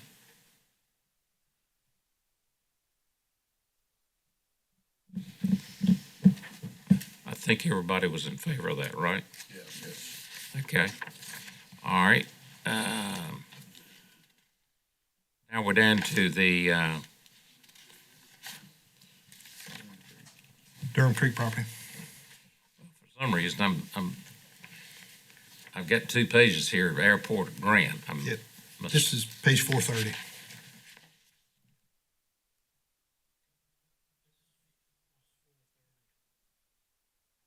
Okay, the county-owned property on Durham Creek. Yes, sir. So page 430, so you may or may not recall back in May of 1911, Mr. L.D. Bonner and Miss Ella Bonner sold the county a piece of property to be used as a public landing site. They sold it for $150. I ran the quick math on that, asked Google about it, and it's about $5,000 for that piece of property. So I guess it's a pretty good deal. For a boat landing, there were some restrictions placed on it, that it couldn't be set aside for any set or class of people, and that it had to be used for the public, and that the county had to hold on to it for 25 years and could not do away with it for at least 25 years. We have completely blown past the 25-year mark. And if you know where that piece of property is, there's a map on 433 shows the aerial. If you have ever been down there, you probably don't want to put your boat in it. There is substantial work that needs to be done to that site. So the question is, if the board wants to get in the boat landing business and do substantial work on that, you can. If not, our recommendation would be that you exercise the agreement that you've gone past 25 years and sell this property as soon as you can based on the liability of that piece of property. I move that we sell the property. I move that we sell the property. Okay. All those in favor of the motion, raise your right hand. Okay, Brian, you want to go to the next item? Yes, sir. Transfer of HMGP acquired properties to the city of Washington, page 439. So in '22, we entered into a memorandum of agreement with the state of North Carolina to acquire 19 properties under the FEMA buyout program that was managed by the Mideast Commission for us. The majority of those properties were over on Heritage Park Drive, which is like you're heading across from the old down Minuteman Lane toward the Armory to the left right there. Those homes that were in there that all flooded, FEMA bought them out. At that time, we had an agreement with the city that they would assume those properties once the program was completed. We are now at that point. So what I'm asking you to do is give us the authority, and myself and the county attorney, to transfer those properties to the city. And the reason we want to do that is you don't want to be cutting grass in the city, which is what we've gotten stuck with on some things before. So You've heard the recommendation. Motion to approve. Motion and a second. All those in favor, raise your right hand. Okay, the next item. So the last item I have for you is some change in sewer permit names. As you're aware, over the years, the county's partnered with municipalities to install water and sewer projects. It's just worked.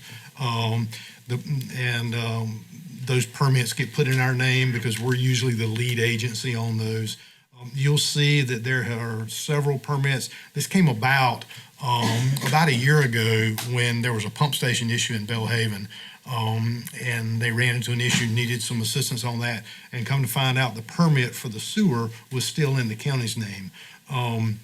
So the public works director went back and looked at all the projects that had gone on, looked at all the permits, and you can see on that page that we have there are 4 permits that are still in our name that need to be transferred to the town of Belhaven, and there are 2 permits specifically the Carver Machine Works projects that we did that are still in our name that need to go to the city of Washington because we are not in the sewer business. So request your permission to file the appropriate paperwork with the state to change the names on those permits to the applicable municipality and get them out of the county's name. Okay, got a motion and a second. All those in favor, raise your right hand.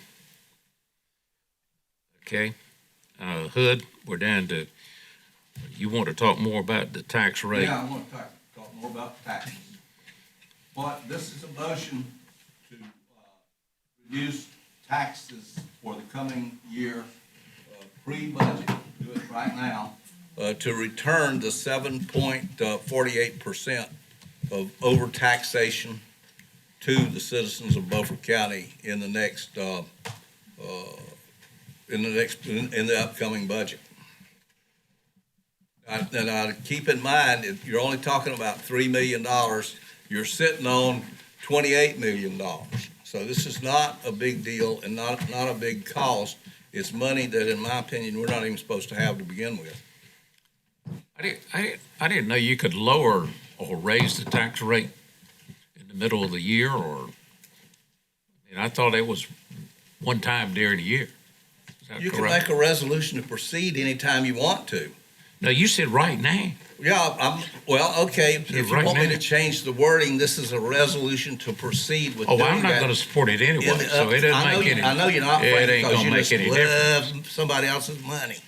But this is a motion to proceed with changing the budget, upcoming budget, by lowering tax rate to reflect the 7.48% tax increase that nobody knew about, that is in effect this year, and give that back to the taxpayers. I consider this a political issue, and I will always vote to lower taxes. So is that- Second. So you second. All right, all those in favor of his motion, raise your right hand. Okay, those opposed. All right, you want to go to your next item, resolution to lower the tax rate? Well, you Yeah. just did that. We No, just you did a resolution to lower it 7.8%. This is a resolution to lower taxes 10% to reflect the overtaxation that was taking effect even before you raised taxes on people 7.48%. We're sitting on a pile of money, which the county doesn't need to be sitting on. People need their money back. And we Okay. don't need to keep piling up money. Well, but would you amend your resolution to reflect the fund balance that our finance director? Yeah, that we're sitting on $28 million. 28 million, okay. Yeah. All right, all those in favor? Well, you don't have a second. Thought you just did that. No, I am going to second it, All though, right. but I did not second it. Okay, well, go ahead. You done, okay. All those in favor of the latest resolution to lower the tax rate, raise your right hand. Those opposed? Okay, the next item on here that I have is a resolution to increase penalties for those who sell illegal drugs. And I'm talking about the salesmen, I'm not talking about the people that use them, I'm talking about the people that sell them and make money and take money off of them. And this is the same identical resolution that I have presented before. And I'm asking this board, hopefully, that lightning has struck some members of this board and they now realize that half of the cost of the jail is because of drugs. And that we have at least 100 people in this county, social services, all of these volunteers, grant money helping people with drugs, giving away free needles, people working in the health department. It goes on and on and on. We have a tremendous expense that goes along with people using illegal drugs.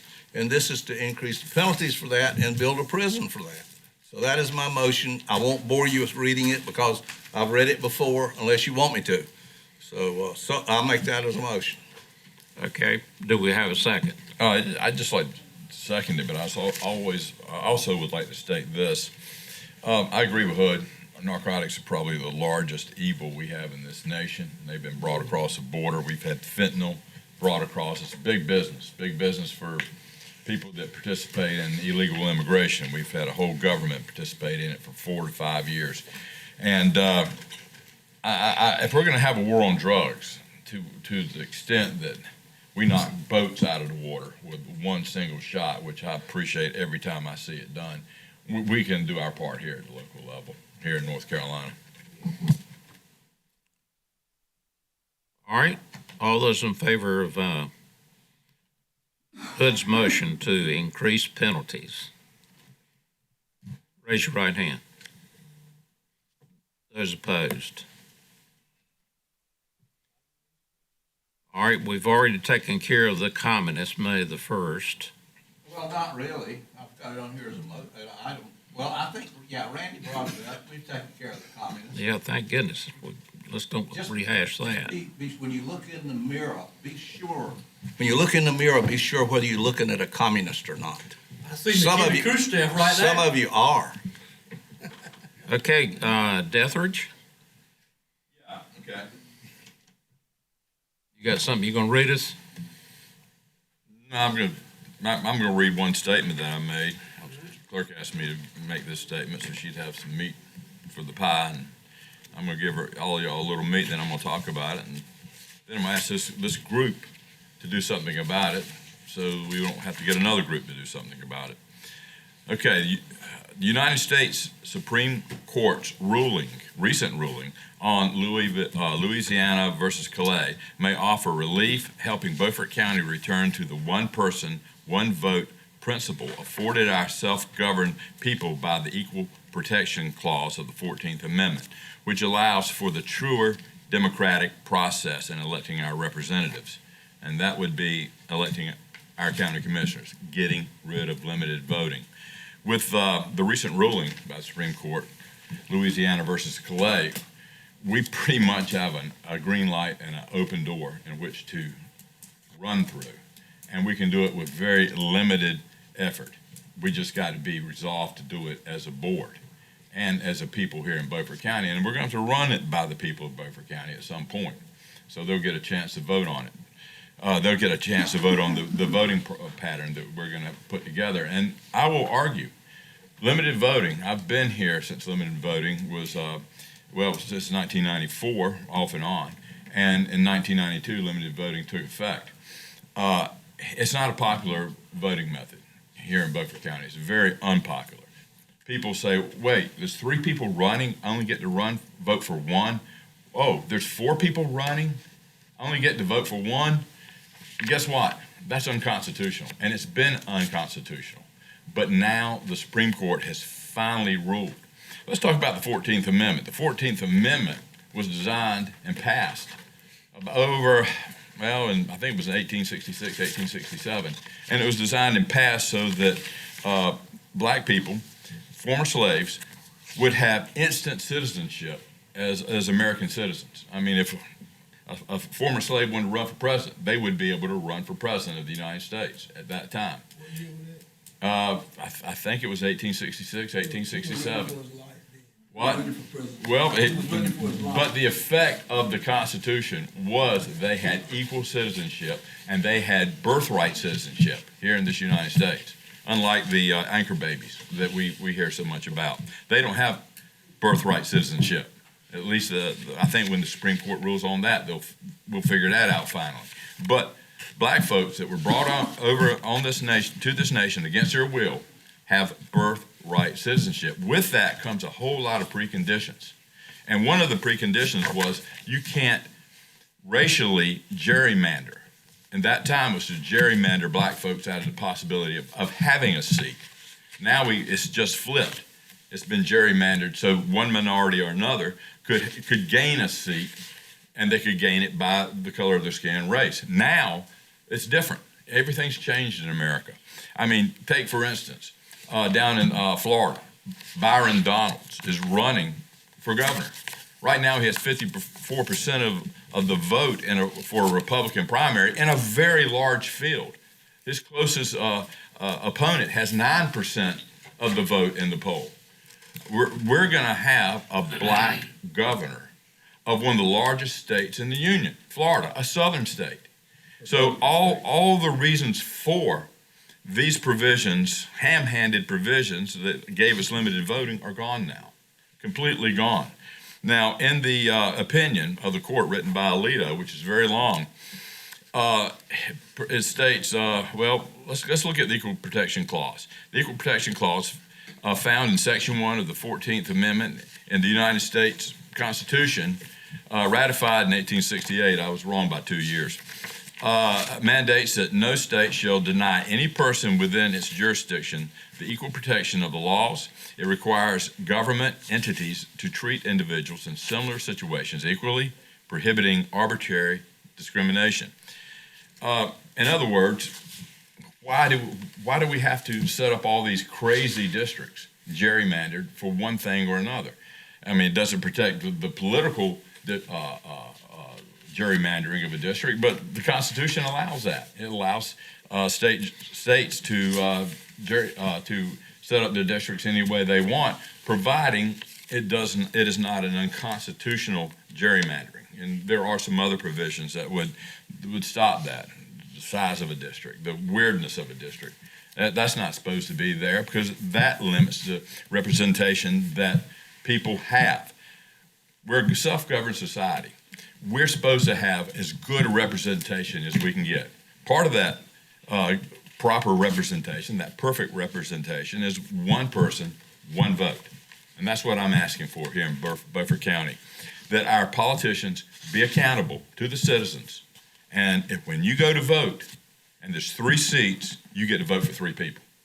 When you go to vote and there's 4 seats, you get to vote for 4 people. If we decide to run all commissioners at one time, you go to vote for 7 seats, you vote for 7 people. And that's what I want to see done. We don't have to go to districts. We don't have to gerrymander any districts in this county. Think about it. What if Ed and Jerry were put in the same district? If only one of you guys would get elected, and that would be gerrymandering. The way I want to do it, both of you have a reasonable chance of getting elected. A very good chance, a reasonable chance of getting elected. So that's what I'm putting forth, that we do what it takes to change limited voting, and I'm asking for a committee to be set up, a 3-person committee. And you can have me on it and 2 others. You pick the ones you want, but I'm going to be on it. I know more about this probably than a lot of folks because I've gone and drawn up the maps in Raleigh trying to get it done so we could do it here locally back in about 2002. So, and I do understand the 14th Amendment pretty well, so I want to be on the committee. So I would like to have that. I ask this board to entertain a 3-person committee to come up with a plan to end limited voting with a better plan. We'll call it the stand plan. No, we're not. We're going to call it the Beaufort County plan. You're making a motion. Yes. And it's been seconded. Form a committee. Yes. Okay. All those in favor of forming a. What do we? Anybody want to discuss it? Talk about it? I mean, there's a lot. My mind already made up. Well, your mind's made up. That's fine. That's great. Well, I don't know how many committees we've had and it's failed every time. I mean, regardless of the recommendation, it still has to be approved, and nobody's approved by whom? The commissioners. Yes, it does. Well, maybe. You guys have been here longer than I have. It would help. You voted it down. You voted the recommendations down every time. Well, we haven't had a suitable recommendation. I do not want gerrymandered districts. I do not. Beaufort County is too small of a county to have districts. Let's wait till Let's wait till after November. No, I want to do it now. You might not get a chance to do it in November. I hope you do. I really do. Well, thank you, but I want to do it. This ruling came down on 29th of April. I'm not letting the grass grow under my feet. I want it done. I want to end the very unpopular limited voting here in Beaufort County. And I hope you guys will want to as well. I don't. Okay. All those in favor of the motion, raise their hand. Those opposed. Wow. Candy, you want to swim back getting wet? Center left coalition went against it. Okay, Katie, you want to read us into closed session? Boys. A motion is needed to go into closed session under NCGS 143-3-1811A6 to consider the qualifications, competence, performance, condition, and appointment of a public officer or employee or prospective public officer or employee. Okay, I need a motion to go into closed session. So moved. Second. And a second. All those in favor, raise your right hand. Okay, need a motion to come out of closed session. So moved. Got a motion and second to come out of closed session. All those in favor, raise your right hand. Okay, we've been having discussions and negotiating with a potential county manager to replace Brian on his retirement.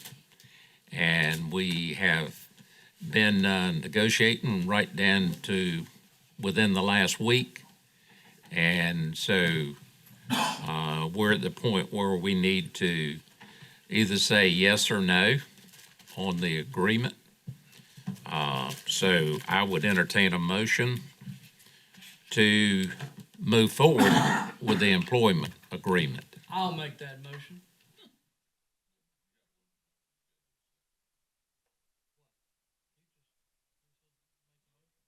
No, you made the motion. I'll make Is the motion. that, okay, I got a motion and a second. Should we put the name? Okay, well, Yeah, it's a motion for appointment of the county manager position. yeah. Yes. You want to put that? The name Tim? Tim Name is Corley. Tim Corley. Yes, his name is Tim Corley. Okay, you agree with that? I agree. All right. Discussion. Yes. Like I said, Mr. Chair, I'm gonna support Mr. Crowley if he comes. But I find it very disturbing that the only investment that he have in this county is his lunch, if he eat any. I think he should be a resident of this city, or this county. As the application said, the job required you to be in this county within 1 year. And if you don't think enough of your folk that you can leave to be amongst them, you don't think too much of them. Sometimes incidents happen when they had a fire over at the jail. Our county manager was there in 5 minutes, if it took that long. We had a spill at a chemical plant. Our county manager was on it in probably 3 minutes. So I think if you want to lead us and set policy and fulfill policy, you ought to be held to the same accountability as the people you're setting policies for or instituting policies for. And that's the reason I cannot support this candidate. But if he comes, I'm going to be loyal to him. Thank you. Statement. Yes. Okay, this is a very well qualified individual. He has all the credentials and everything he needs. He's going to be very successful for us, I think. He gets along with people well. He seems like he knows how to talk. I don't have any negatives on his qualifications. I'm not going to vote. I will vote to hire him. I will not vote for his contract because his contract calls for him holding a second job and working at least 8 hours a week on that second job. He'll be living in Pitt County while he's doing this, but while I'm not going to vote for the contract because I don't think it is in the best interest of the people of Beaufort County, is simply the reason that I'm not voting for it.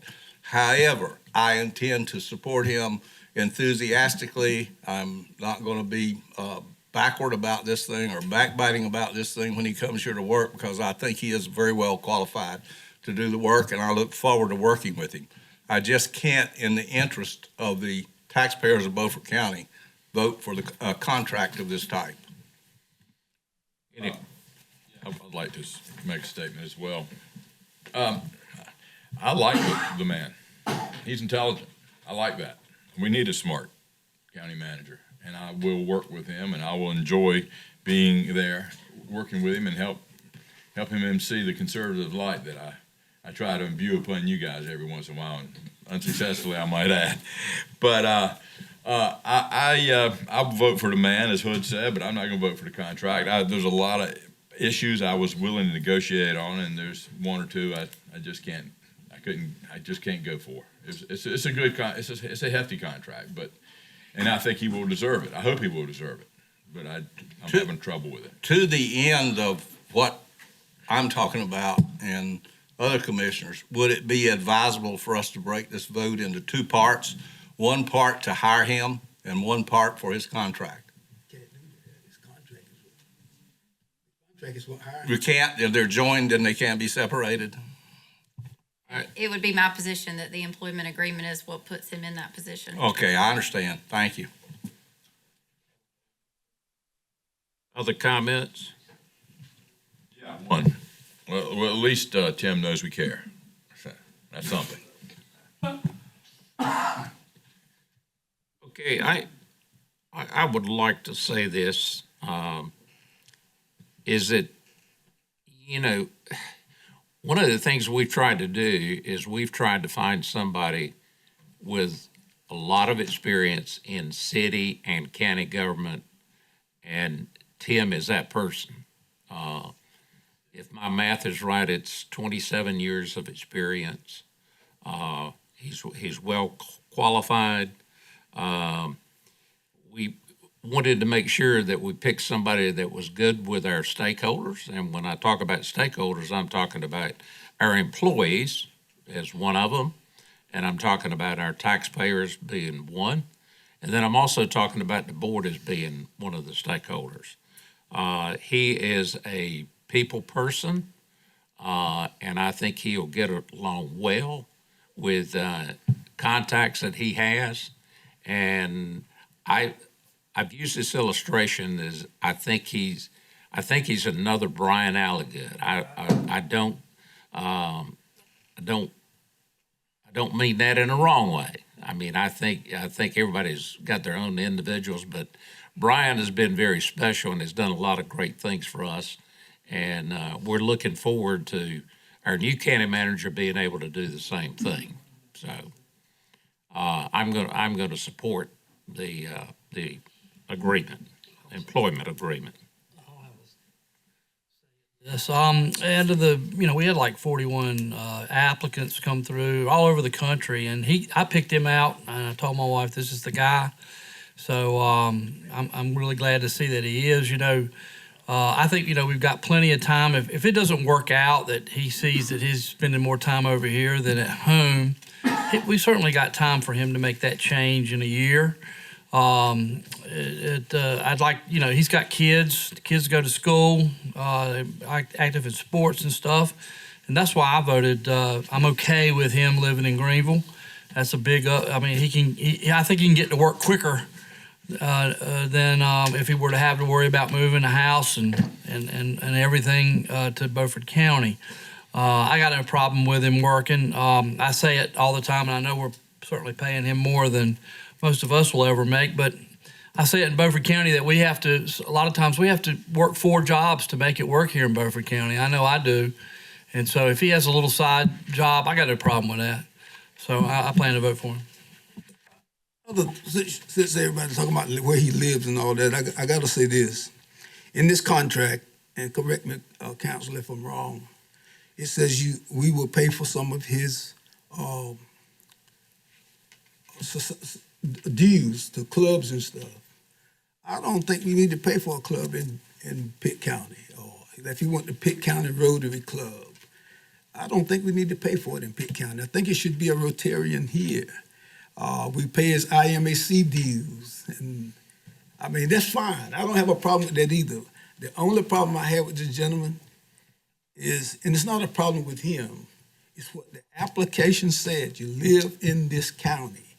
And we had 42, as my colleague said, 42 applicants. And some of them was far away as California.